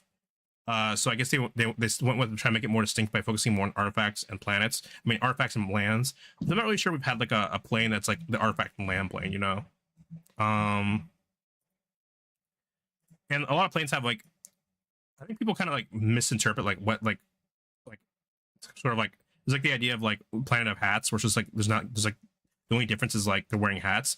I think Magic generally, as far as modern Magic goes, it does a good job of avoiding this. And I think just because planes have like a gimmick or a way to summarize, it doesn't necessarily mean they're like one notes per se. Like there are planes I think are one note, like Thunder Junction, because it's just cowboys and there's no other place. But for example, this plane, it is sci-fi, but it's like just because it's the lands an artifact plane doesn't mean it's like it only lands in artifacts. Like obviously you care about untapping creatures, you have all kinds of stuff going on. And obviously we're focusing on a specific area within this plane. So where Thunder Junction all seems kind of like a barren, like cowboy west, like Wild West. We know that despite probably all being sci-fi, there are probably other planes that might have their own culture. I mean, other systems that might have their own cultures and like details. It's kind of like yeah. So like, it's pretty interesting so far. Doug Bayer. Doug Bayer is one of our most experienced world-building designers and an excellent game designer to boot. He served as the main creative lead for Edge of Eternities, alongside narrative Michael Lopez. At its best, game designers inspire world-building, and world-building inspires game design. In turn, a virtuous cycle. Edge of Eternities' design process exemplified that ideal, in no small part due to Doug. Andrew Brown. Andrew is the technical lead for the play design team, having come to Wizards off the Pro Tour. Edge of Eternities was the first time Andrew led a design team. Before that, he served on the set's vision design team. Andrew's passion, coupled with his understanding of what a set needs to succeed in limited and constructed, made him a standout member of the vision design team, setting Edge of Eternities up for success in later stages of the design process. On the edge of glory. Sorry. One story begins with Bill Rose. Bill was one of the original Magic playtesters, part of the group known as the Bridge Club, because they met Richard Garfield playing Bridge together. He led the design for a set codenamed Menagerie, which would later become Mirage and Visions. Bill started in R&D 3 weeks before me. He would go on to become the vice president of Magic. The reason we made a space set was because Bill said we should go to space. I mean, this certainly wasn't only Bill. Like, I feel like everyone's been asking for like a science fantasy plan, like, or space, or at least some sort of space set Magic for a while.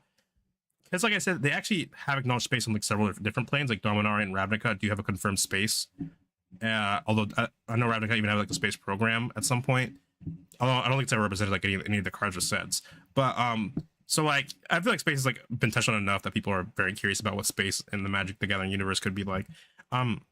Initially, Magic was focused on high fantasy, but over the years we pushed into several different genres while keeping that fantasy aesthetic. Magic has definitely had elements of science fiction, but we keep to planes and not venturing space. There's like one part that I would disagree on, like multiple people. So you get people saying like Magic has always been like a fantasy. There's never been like sci-fi, which is not true. Especially like old Magic, like Dominaria, they have like artifacts running around all the time. Especially like especially clans like Dominaria have like they're all about like ancient machines, and like especially like Mishra and Urza Artificers. They love like their ancient machines and stuff, and even the Phyrexians, they look, I wouldn't say they're sci-fi per se, but they definitely have like a machine quality to them. I wonder.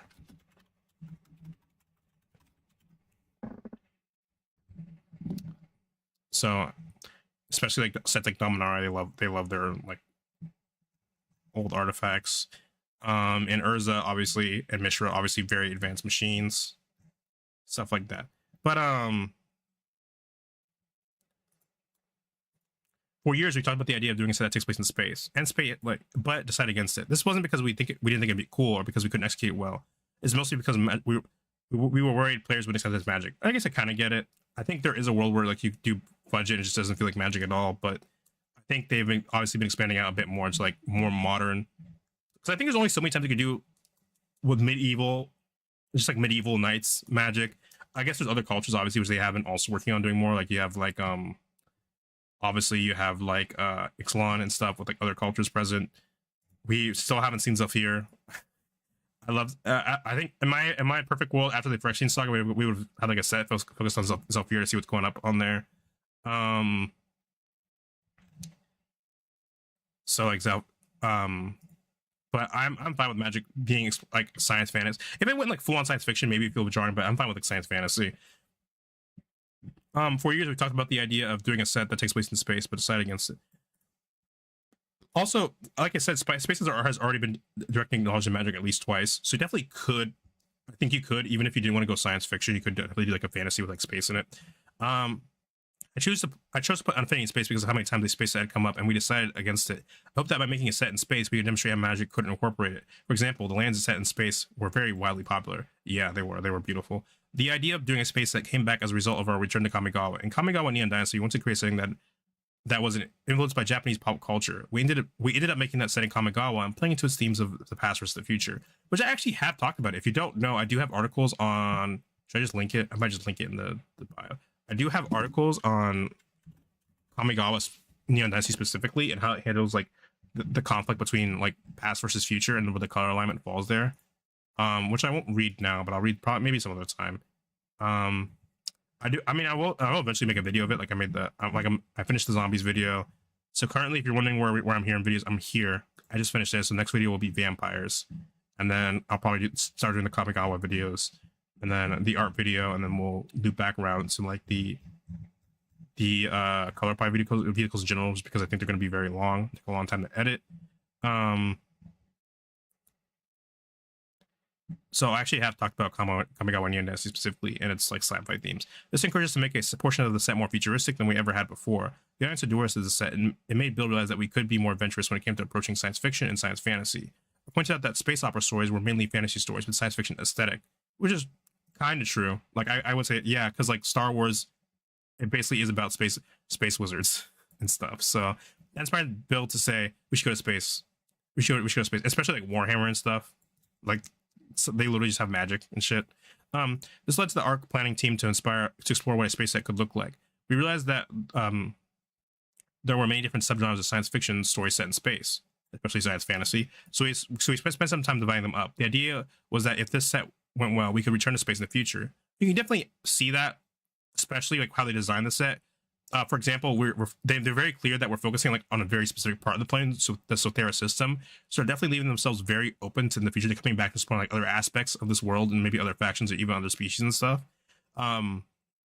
This helped us keep things distinct. The obvious first choice was space opera because, as I said above, it's the closest to fantasy. The set does have tiny nods to some of the other subgenres we might explore in the future. And this is part of the reason I keep bringing up Warhammer. Is I don't think Warhammer. I think it's reductive to say, or probably even incorrect to say that Warhammer is like the main inspiration here or the only inspiration. I definitely get more Star Wars inspiration than I do Warhammer inspiration in the set, but I definitely feel like there's some tiny nods to like, other popular fantasy stuff like Warhammer and maybe like even Doom. Dune, or those are hard for me to recognize and stuff. The other thing that was important to the art plan team was imbuing the set with magic. The guiding top line for the set was magic goes to space, meaning we wanted to fill the set with core magic principles and magic elements. We did this in two ways. Well, the color pie always helps.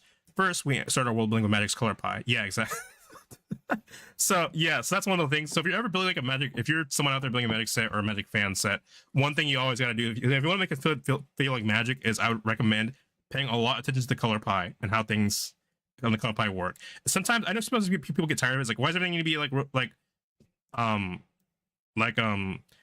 groupings of 5? Like, why do you need 5 of like? Why do you need like I forget what you call it when you have like a version of each card in each color.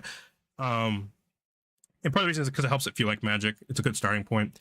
And then each of the colors have their very own interesting philosophies and stuff that can also dictate like what the factions are all about and what they want. On the Theros, the color pies used to show off the gods. So each of the gods like in a different color. We've had like there's one for each monochrome, there's one for each dual color. I wonder if we'll get new Theros gods in the next time we visit it, because we do know some of them got shit on Eldraine the quartz on Eldraine it's the night quartz, on Innistrad the monsters.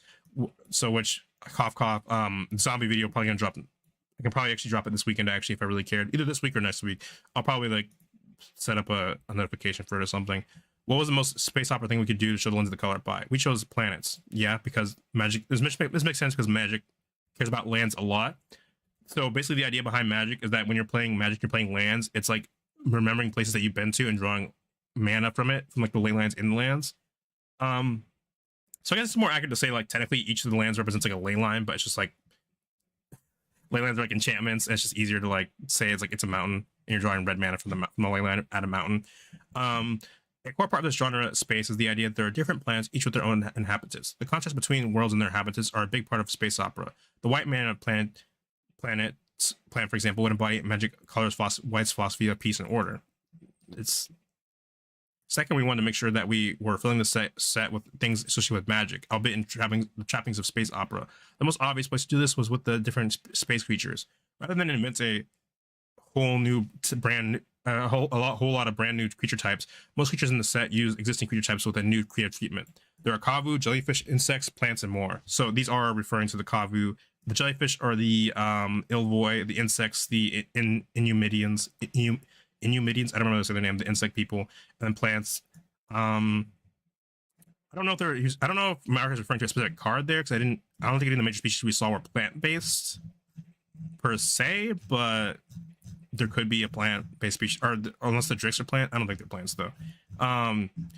There could be plant aliens. I mean, we saw like the crab, like the shrimp guy, like lobster guy cooking stuff up. So clearly, there's like other species besides just like the main, like new ones we get.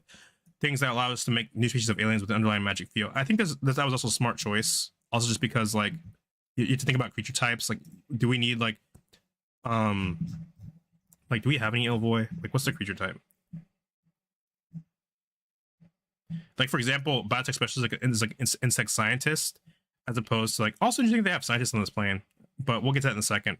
Because like one thing on some of the like the Universe Beyond sets and stuff, you have like insect alien, but then there's like the question is like, what is an alien? Because like the alien creature type doesn't really make a whole lot of sense to me, because alien is just like where that denotes like your relation to a creature. So like to the other creature types, like if you were a biotech specialist here, humans would be alien. So then it's like, would you just label everything in this universe like alien?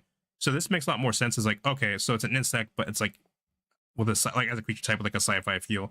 And I don't know if we've actually seen scientist as a creature type before, but it's interesting to see that the plane that like Tezzeret says has like their understanding of magic is kind of like rudimentary, but they're like really good at technology. Has like scientists instead of like maybe like a bunch of wizards or something. Like they probably do have wizards, but just like scientists might be as a creature type that studies like that cares about like, maybe artifacts or science. It's kind of interesting. Do we have any? I can just.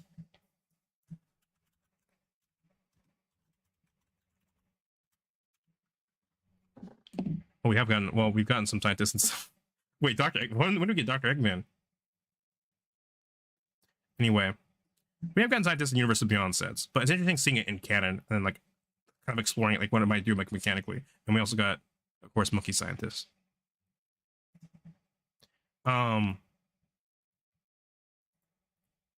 With these ideas in mind, we greenlit the space opera set. On Edge, we began designing Eternities, codenamed Volleyball, by filling in a whiteboard with all the tropes of the space opera genre. The reason we started by focusing on broader genre tropes is to get a sense of what players would expect of a set that was Magic goes to space, which Magic does a lot. Like it loves tropes, but also you hear about this a lot in the design process. Like they do like think about tropes as like a broad scale. And important, like for example, when like you're doing like the Theros, they talk about like what are the things people expect when you're talking about the Greek mythology. Well, it's like gods, monsters, heroes, stuff like that. So Magic like loves doing that, and they love like kind of like acknowledging. It's like important part of the design process is kind of like what are players expecting, you know? And it's like cool alien species, planets, etc.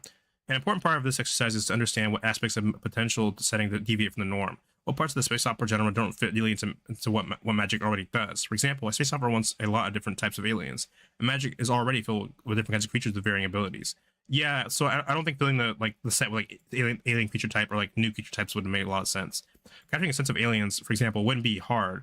Yeah, because you just include different creature types. So what would Magic have trouble capturing? We found one of the hard things to capture was scope. The scale of things in the space opera genre is so much larger than a normal story. Narratives don't span cities, they span planets. Travel isn't done with cars, but giant spaceships. While there are normal-sized creatures, there are usually abnormally large ones. How would the set be able to capture the giant scope of a space opera?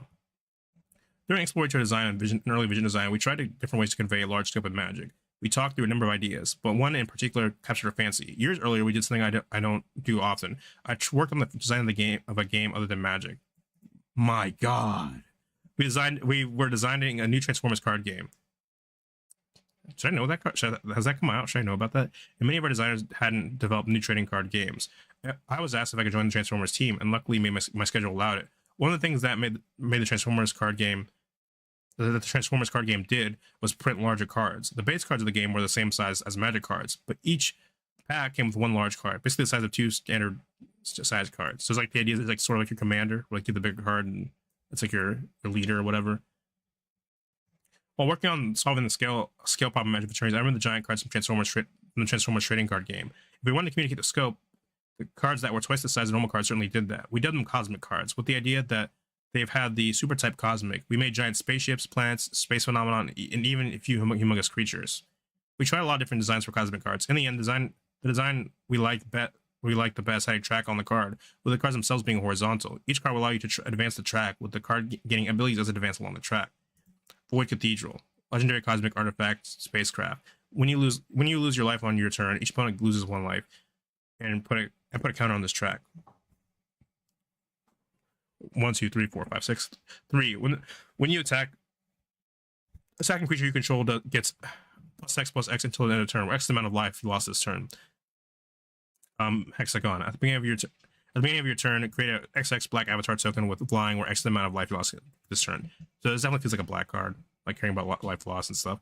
A playtest cosmic card from Volleyball's Vision design. Because the cards were too big to fit in the deck, we had cards that would fetch them. We usually tried cards, which makes sense because we've had recently in Strixhaven we had like the learn lesson abilities, like you can learn to go fetch a lesson, etc. And I think even our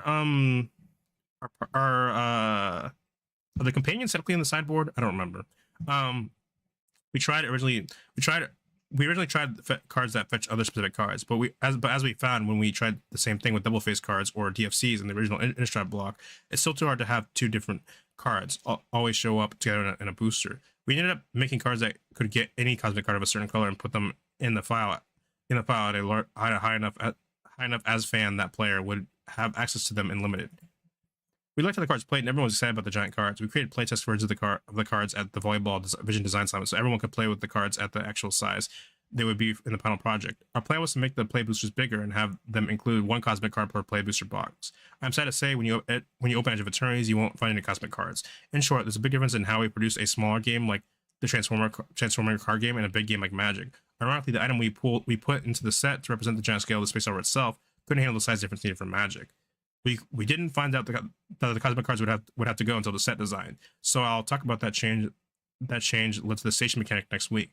Let's move on to other mechanics. Also, other mechanics. Rip. Starbreach Whale. I already talked about the art on this card, so I'm not gonna retread what I said there. But Starbreach Whale, 5 mana, 4 colorless, 1 blue. Creature Whale, flying. When this creature enters Surveil 2, look at the top 2 cards of your library, then put any number of them into your graveyard and the rest on the top of your library in any order. Warp, 1 generic, 1 blue for 2 mana. You may cast this card from your hand for its warp cost. Exile this creature at the beginning of your next end step. Then you may cast it from your exile on a later turn. Space opera media tends to have a lot of teleporting and hyperspace travel, so we were interested in capturing that flavor. We ended up creating a mechanic that borrowed from 2 previous popular mechanics, Evoke and Adventure spells. Yeah, I think I talked about that. I think I said specifically, I was like, this kind of reminds me of Evoke, because like on Muldrifter and stuff, or this is Muldrifter. Yeah, so how Evoke works is you pay a cost, and then which is usually cheaper, and you may cost a spell for its Evoke cost. If you do, it's sacrifice when it enters the battlefield. So basically, like it's like you can pay cost it for cheaper, but instead of getting a creature, just get like an effect. It just kind of disappears. And Adventure basically like I think it's funny how Weller is cards was immediately able to recognize like what they were using as inspiration. And Adventure is basically like the creature comes like a sort of instant or sorcery built in, and you can cast it for its Adventure cost, and then it creates the effect, and then it goes into exile, and then you can cast a creature from exile later. I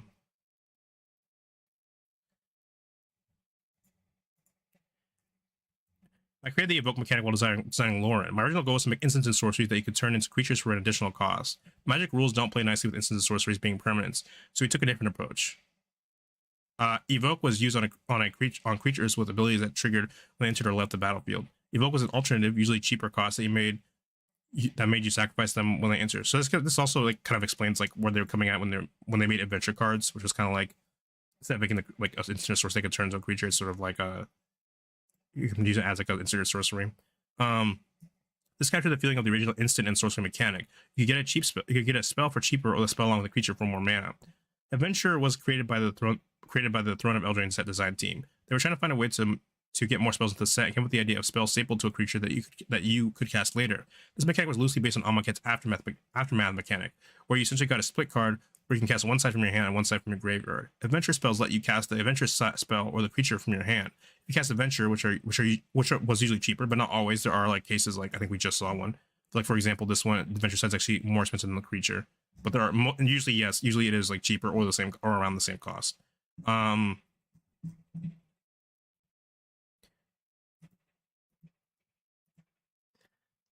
If you cast the adventure, which is usually cheaper, you could cast the creature later. If you cast the creature, you no longer had access to the adventure. Yeah. So like usually, if I guess if you notice, like usually when the adventure is like really powerful, it's like okay, you can't cast this, or you might have to cast the creature earlier, and you wouldn't have access to the adventure. But obviously, if it's like one's like weaker than the other, then it's usually whatever's stronger is usually like the more expensive one. So it's like a trade off. It's like you either wait to cast a spell, and then you spell, and then try to cast a creature later. Or you just cast a creature now, and if you cast a creature now, you don't have access to the adventure. Also, I think it's adventure like a type. Yeah, I think you have adventure on you.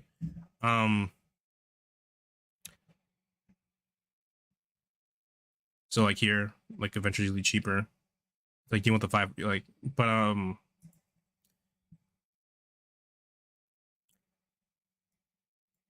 both adventure spells and evoke were popular when they first appeared. We reused adventure numerous times, and I remember it being also very good when it first came out. I think they've done better balancing lately, and have looked at bringing back evoke in multiple sets. We like the idea that you had an option to cast a spell for less mana than like evoke, but also the layaway creature from adventure. So we took away the aspect of the adventure spell and added the spell like enters abilities of evoke. Here's how the mechanic worked as handed off from Vision Design. Warp cost. You may cast a spell from your hand for its warp cost during your pre-combat main phase. If you do, exile at the end of your combat. You may cast the card for as long as it remains exiled. The basics of the mechanic, the basics of the mechanics are there, but a lot of the details differ from the printed version. Next week, when I talk through set design, I'll explain what changes were made and why. Void. Oh, here we go. LG Acolyte. Have I talked about the art on this one? I guess okay. It's clearly one of the monos. You can tell by like the mainly like smooth, which I guess not think about the smoothing curving shapes that a lot of the monos have. It's probably meant to resemble the super void of black holes, like things like a smooth orb shape. Also clearly black arc is black and purple everywhere. This light helps you draw attention to like the eyes, like the face and the head, where it's like coming down to like highlight all this metal, but like especially like here, like outline, like an outline of the shape against like more of the silver and the gray background, which is probably actually black, but just looks silver and gray because the way the light's hitting it.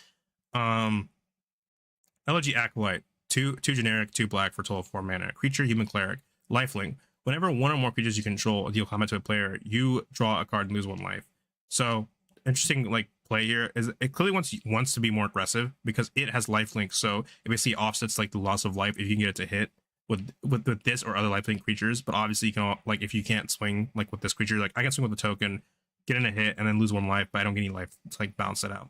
Void. At the beginning of your end step, if a non-land permanent left the battlefield this turn or a spell was warped this turn, create a 2/2 colorless robot artifact creature token. So this is like very similar to Revolt, except it's probably better than Revolt because not only does it proc off warp spells like immediately, and not because since warp stuff doesn't come back, I think till like I think warp stuff comes back like later, but I think with this it proc if you immediately warp something this turn, and also cares about stuff leaving the battle in general and not just your own stuff, unlike Revolt. Void. Warp went on creature cards and cosmic cards. Cosmic cards were warp on creature cards and cosmic cards were all permanents. So we were looking for a mechanic that could go on instants and sorceries. For inspiration, we looked at the Monoist, a black hole worshipping organization that world building had created. This meant it wanted to have a flavor of caring about destruction. Oh, I never really thought about that. Yeah, I guess that makes sense. I mean, not only is it a black line faction, which black often destroys things like in mechanically, but like yeah, so the more stuff gets thrown in the black hole, the more. I never really thought about that. Whenever looking for a mechanic, we often look for what existing mechanic fills the shape we need. The answer was Morbid. Morbid can go on permanent cards, instances, sorceries, and it cares about zone changes. It can create dynamic gameplay that gives new depth to combat. But Morbid had 3 problems with this set. First, the name wasn't a good flavor for the fit for the set. Yeah, Morbid feels like more of like a Innistrad or like otherwise Grimdark or like horror set. Second, it only cared about creatures. We want to care about other permanents. Third, only care about things entering the graveyard. We had a whole mechanic warp that exiled permanents. The solution was to make a new mechanic. We called it Void. It was so much more but cared about your creatures or artifacts dying or being exiled. Here's the version that Vision Design handed over. Void. If an artifact or creature is put into a graveyard or exiled from the battlefield this turn, effect. I'm kind of surprised they didn't include enchantments, but I guess because it's a sci-fi set, so it makes sense I care about like artifacts probably. Like Warp, Void mostly, and it's like maybe the idea like physical things that can be thrown into it. Like Warp, like thrown into a black hole. Like Warp, Void mostly stayed the same, but like had some incremental changes, which I will run through next week when we talk about the design. Lander tokens. Cavs Lancing. I'm pretty sure I already talked about this card specifically. Like, clearly like perched on top of something, like gives like the idea of like a higher vantage point, like getting like a lay of the land. Menace. It's kind of scary. It's like you either give me my shit or just so it's interesting. It has like this red, like so it's menacing, but also has like this red sort of like you play this now or it's gone forever. So it's like I have the information now, and we either activate the information now or you just lose it forever, or I forget about it. Also interesting like Cav shit behind there. Obviously, this guy's the main character. He's got like way brighter colors than like the environment. The environment's like mostly gray and like brown, with, like a bit of like a dull blue sky, and then even the ship's kind of like a duller colors. But this guy's like orange, red in comparison to everything else. Space opera media tends to revolve around advanced technology, so we like the idea of creating a new artifact token. Artifact tokens would work well with other themes like artifact matters and sacrifice themes, which were both themes we wanted in the set. From there, we looked for problems that artifact tokens could solve. We asked what the set needed and realized it needed mana fixing. Could we make a new artifact that fixed your mana? The biggest challenge is we only wanted to make a single artifact token. The last captains of Ixalan had experimented with 5 different artifact tokens in early design, but that ended up being too complex. Artifact tokens work best when I say as a singular token. We were also interested in exploring the double-face token technology we use on Incubate mechanic and March of the Machine. After some trial and error, here's what we came up with. The front side would be an artifact with a cost when you activate it. when you activate that, the artifact will transform. Because we don't want pure color fixing. We made the backslide and artifact land with a star compass ability. You can tap for any mana color you could already produce with your other lands. Create a lander token. It's an artifact with pay 2 or tap to transform this artifact. It transforms into a settlement artifact land with tap. Add 1 mana of any color that any type that a land you control could produce. I would be surprised if this appears again, like in some like future set, because it seems like it could be interesting. You can see a theme emerging in today's article. Vision design got close, but there were some issues that set design had to work out. Lander tokens changed more substantially than Warp or Void, but the final version still had to hit the basic function of Vision Design's original proposals. Next week, I'll walk through all the changes. The returning mechanic, yeah, landfall, because you care about lands and planets. I think we've already talked about this guy enough, so let's skip over it. Edge of Eternities has a returning mechanic that shows up on 12 cards, landfall. Vision Design did recommend we use a returning mechanic, but not the one we landed on. Vision Design proposed using something modified from Kamigawa and Neon Dynasty. So that would make sense. Modified, how it works is basically like if a creature has like if a creature has like an enchantment, a counter, an artifact, or some such, then it gets like a boost. Modified equipment, auras you control encounters are modifications. So basically, if a creature has a modification on it, such as like the ones listed, you get something in return. So at the beginning of your end step, put a +1/+1 counter on each modified creature you control. Equipment, auras you control, and creature encounters are modifications. So this definitely would have made a lot of sense for the set too, because it's like a sci-fi set. So it would represent like, oh yeah, you're getting cyborg parts or using like machinery or weapons, counts as modified, etc. But they ended up going with landfall, which I don't know. Yeah, I wouldn't be surprised if they ever brought like modified back. It's like to like maybe like if we ever came back to the set and they wanted to change up some of the mechanics, I wouldn't be surprised if they brought modified here. Clearable space, but I guess they lean away from it because it's like less, because I don't think we've seen like a bunch of equipment per se. It's like an artifact set, sure, but I'm not sure how much equipment or we're getting. I forgot where I was. As I'll talk about weekly, the return mechanic would change, becoming landfall. Favorable space opera design. While that mechanic, Vision Design spent a lot of time creating cards that capture the look and feel of space opera media. My preview card today is one of these. Weapons manufacturing. Whenever a non-token enchantment for 1 generic, 1 red for 2 mana in total. Whenever a non-token artifact you control enters, create a colorless artifact token named Munitions. When this token leaves the battlefield, it deals 2 damage to any target. I actually love the flavor of that, but we'll get to it in a second. Soon we'll have enough firepower to rid Evendo its bug infestation. General Tekvu Cavaron Memorial Navy. So we do know that some of the Cavs are like keen on maybe like because their planets die, they might just try to take the planet from the Inumidians. Do we know who that guy who's in the quote is?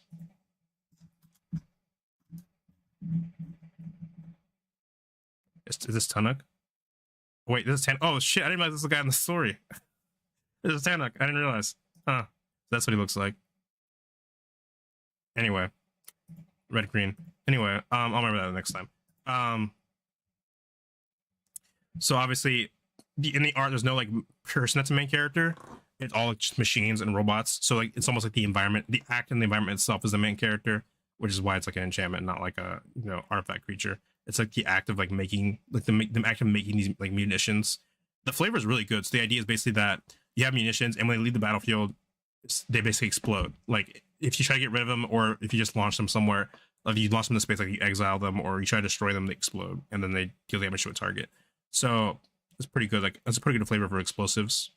And obviously it's a red card because this entire thing's like tinted red. It's like rust. It looks like mostly is why it's tinted red, but it's a very good use of like rust and stuff to like tint everything red. But it's a red card, like orange with fire behind here, like the forge behind here. Here again, it's all tinted red. To let you know. Here it's a little bit hard for me to tell what's going on because it's one of like the more abstract like arts. They're like the abstract alternate arts. So I can't tell if these are supposed to be like explosions, these are being launched at it, or if these are like being something else. I think the way I interpret these is these are explosions, and the munitions have been launched at them at various points. But it's kind of hard to tell what's going on here, and purposely so. This is one other non-creature artifact token in the set. It only appears on this card, a rare, which the card represents the manufacture of weapons, and we liked having it tied to an artifact strategy.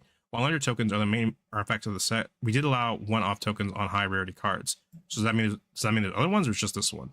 The fact that the not other ones that use like ammunitions, but I wonder if it's other like tokens.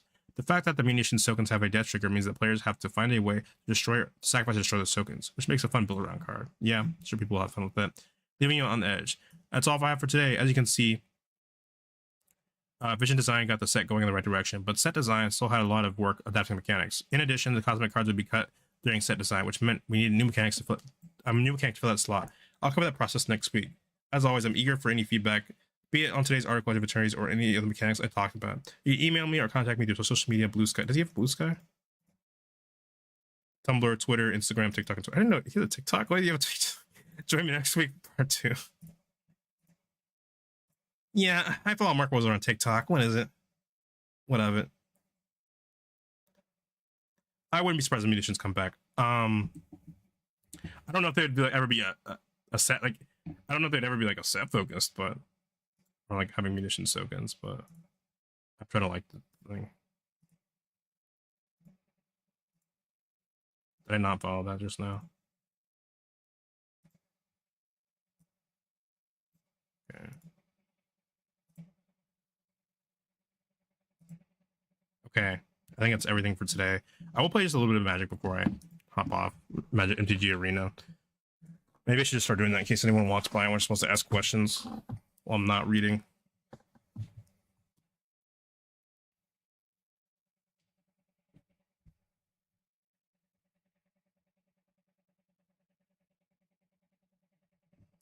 Also, I should probably start promising my schedule so like I do probably actually start playing Valorant like my streams promise. But I keep not doing that.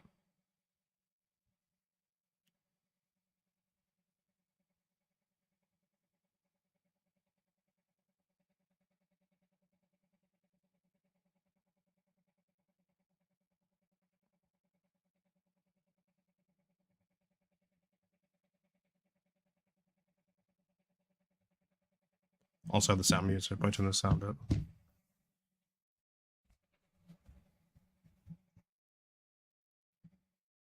So lately I have 2 decks. One deck I just ripped from online. It's just like a Rakdos Burn, and the other deck is it's like a Jeskai token deck I made. It's not the best deck, but it's really fun to play. So graphics back up, audio.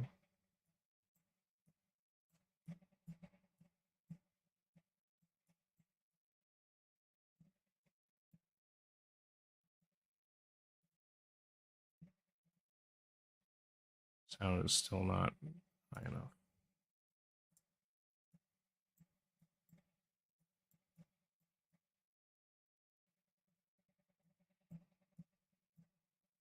It also might just be a problem with the sound mixer. I might just mute it in the sound mixer.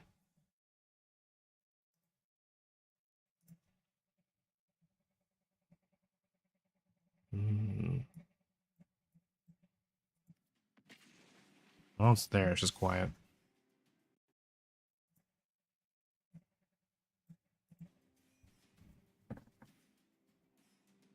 I'll probably just play 1 or 2 games. I'll probably play like one best of 3, then one like just best of 1. So this deck I've been running is just the Rakdos deck. I'm bronze because I just haven't played for a while. I just haven't played for a ton lately, until recently. Anyway, I've gotten to like all the way to like top 500 one time, and that's never happened again. I've also gotten as like diamond since then.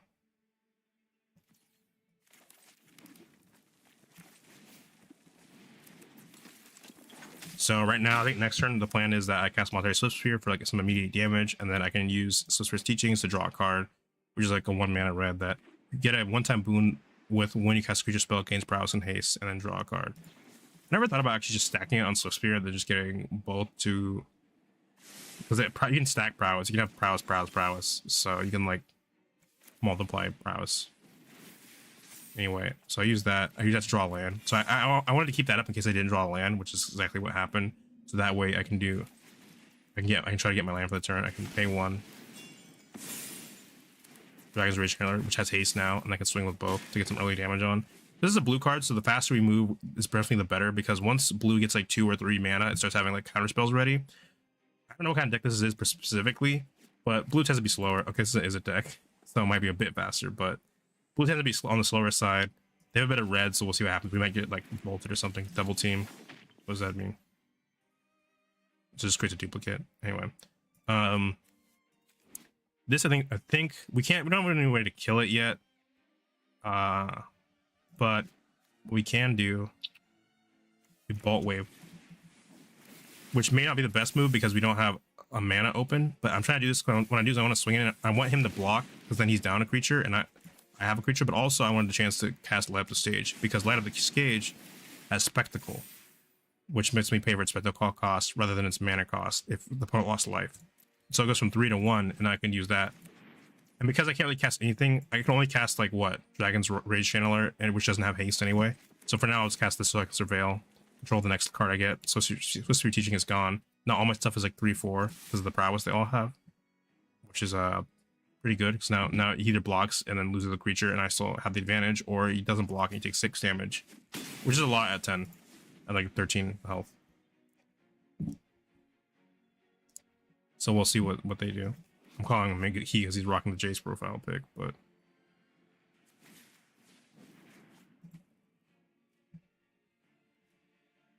so right now I'm kind of hoping we can just kill them before they have a chance to really get anything going. Oh, that's scary.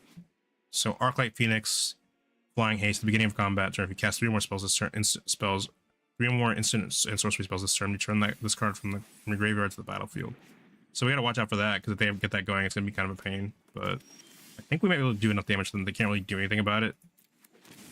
So I'm gonna cast Swift Spear Teaching again to draw the card, and then I'm gonna go into Dreadhorde Arcanist because Dreadhorde Arcanist has the ability that when it attacks, I can cast instant or sorcery with like mana value equal or less than its power.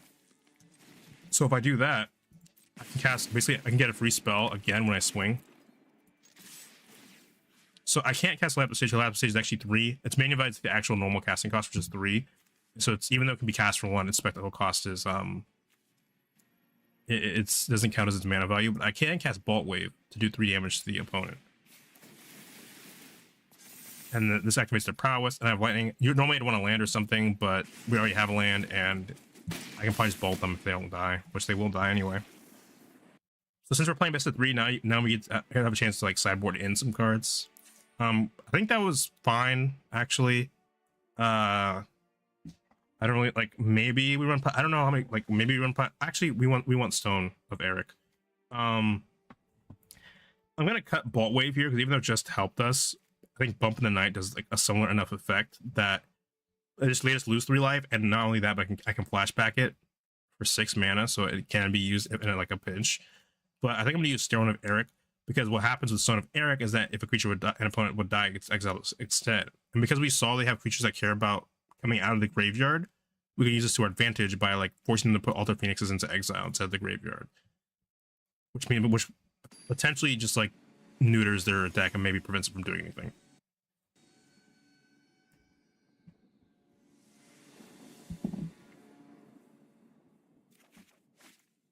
Holy shit, that's a lot of lines. I think we mulligan this because this deck actually doesn't have like a high mana value. It's actually like mostly like 1 and 2 cost cards, so I don't see the point in trying to like work so hard to keep like every land there. I get risky with the critics because we'll just bump in the Night for some early damage, and then I don't know, we'll go from there. They actually have more than 60 cards in their deck, which is we'll see what they're cooking over there.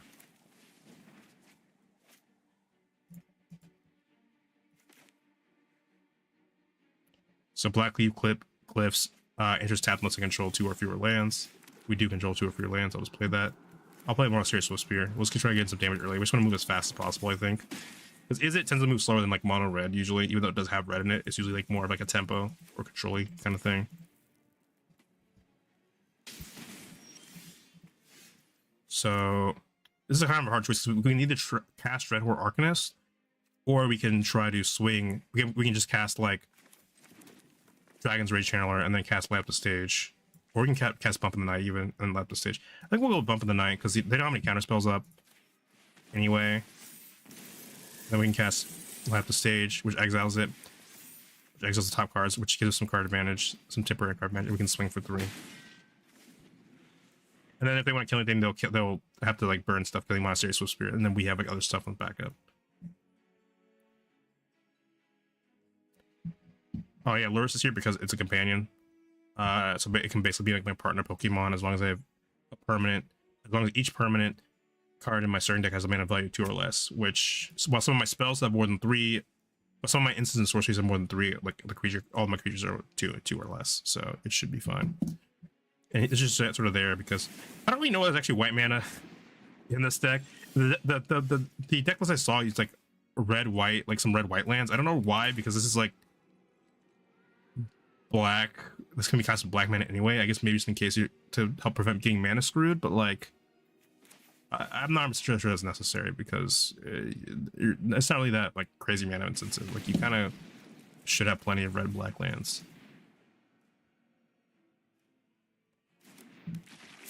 I think you just had a stopper or something because then there's nothing they could have played. Okay, so now they have 3 mana. Now I'm a bit worried. Not losing, but they just have more stuff at disposal. Sprite Help Dragon. This gets a +1/+1 whenever you cast instant sorcery. This just gets like a base power 3 whenever you cast instant sorcery. Interesting flavor too. So now since we know they can't counter anything because they have no mana, we can cast Stone of Eric. So that shuts down the graveyard stuff. We can. Barbarian Ring hasn't hit threshold anyway. We also, since they can't cast any instances or sorceries, that they can't activate Image Symmetry Sage, which means we can just swing fine. I don't know if I want to spend money for Lurrus. I mean, spend mana for Lurrus. I guess we will, because I don't see Dragon's Rage Channeler doing a lot at the moment, just because I don't have anything to cast to proc its Surveil, which it's probably because of Misorder. I probably could have played something to activate it. And one of these would have procced it, but we'll see. I'll do Bolt Wave first because we can probably cast Bump in the Night later. That's 3. They'll probably block you because they have no reason not to.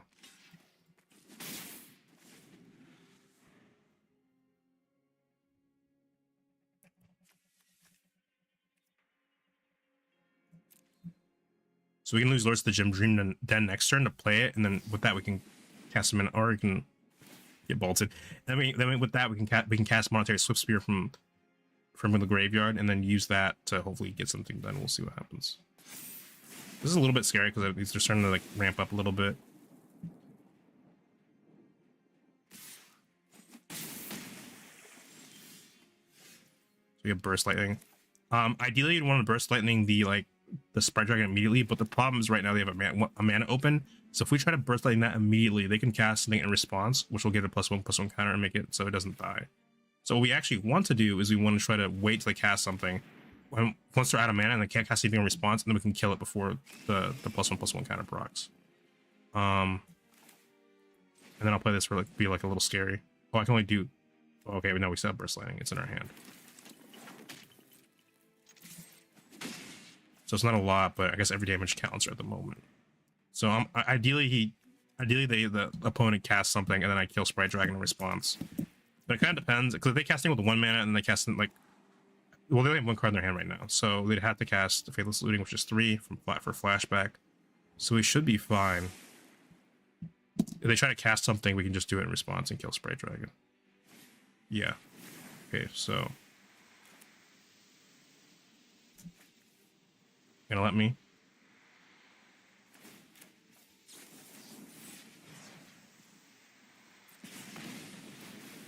And also it deals 1 damage to me every time I tap it for mana.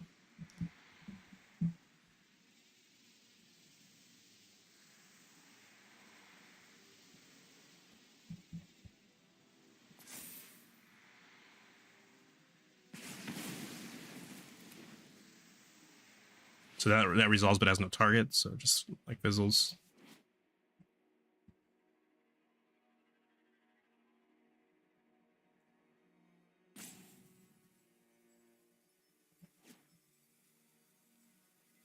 They're thinking about what they're gonna do.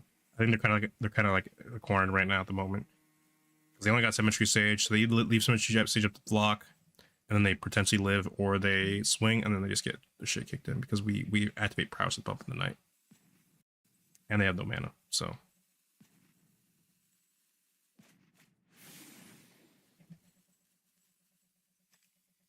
we have way more options because right now we can also sack this to draw a card. We can sack this to do damage to something. We have a lot of options that they do not have.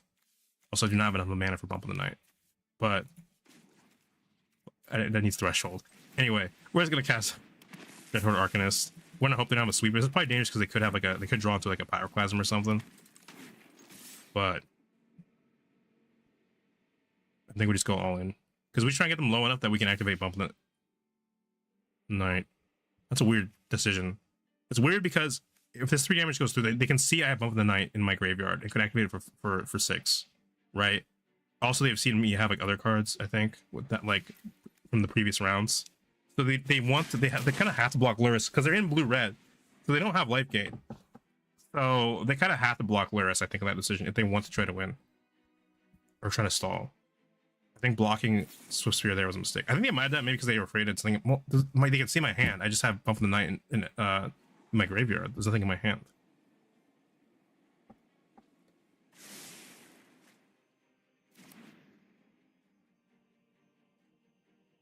I guess they're also just assuming that I can't cast Bump of the Night, but like again, they're in blue red. They don't have any life gain, so it doesn't matter if I couldn't cast it the second. If I can cast it next turn, if I draw a card, then they're kind of just boned.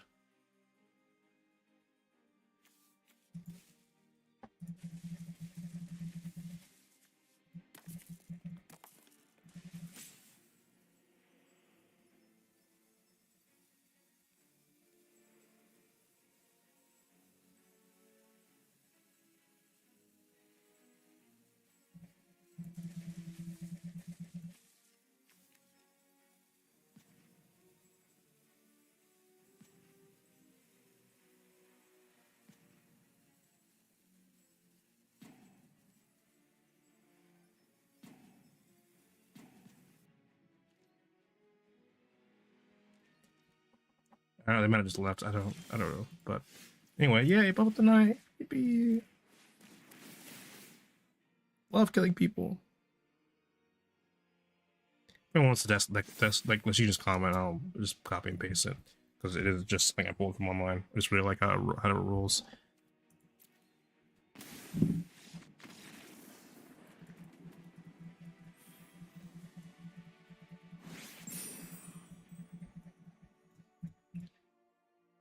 And then my other deck is Jeskai tokens. I'll show it off in a second. This deck I actually made myself. I did look at some other decks for inspiration just to figure out like what are some common token cards I want to put in, but right now part of the reason I'm streaming this is because I'm trying to grind because I want to be able to have enough to like immediately draft for Edge of Eternities when it comes out. But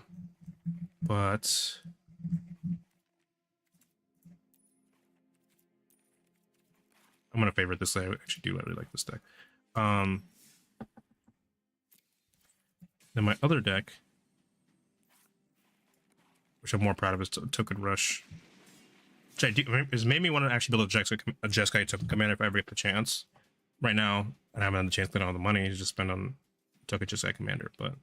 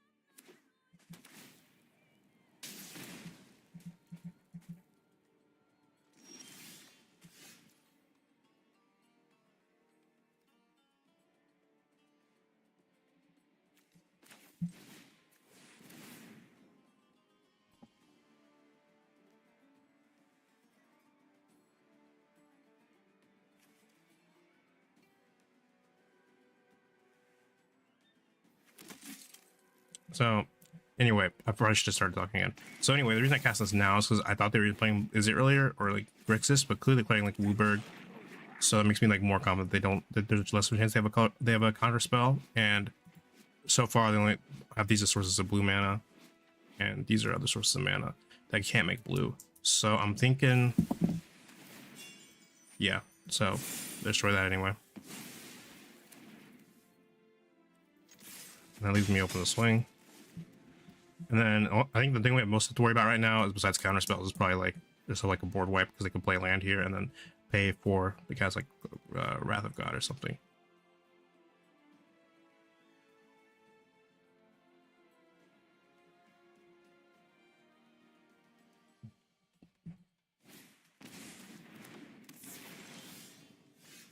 Legion. I think you just want to swing with these three because I want to keep this guy alive. Third pass Iconoclast last, so we can keep making tokens. This wants to swing so I can make a treasure. And then what I can do is I can lightning bolt. Yeah, if he does that, blocks like that, we can try to lightning bolt it, which throws off the calculation because now, yeah, now that dies, takes the damage. We're gonna intern here. I could cast like Pyromancer, but we don't have enough to cast Pyromancer and protect the protect the negotiators. I think it's better to in fact keep mana up for a counter spell, and we can just kick it if we really want to do something with that third mana, which we probably will. Black Waltz number 3. You will like some Black Mage Soldier. Flying Death Touch. Whenever you cast an creature spell, Black Waltz. I think I'm just gonna counter that because I mean maybe not the best spell to counter, but I think we just do it, keep the advantage. We make another token. It doesn't really have any blockers at the moment. Keep our mana open for the protect negotiation. We're so close to winning that I think we just basically just counter whatever they throw out next, no matter like how big it is. Unless they have enough mana to cast something else, of course. Yeah, so I think we're gonna try to block that. We're just gonna stop that from happening. We get another token. We just win here.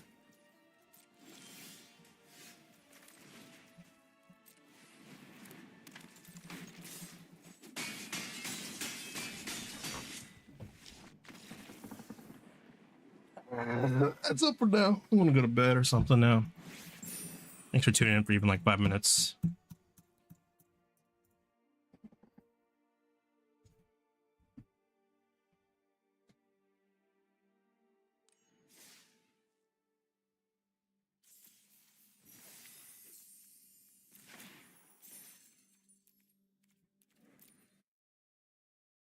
Anyway, thank you for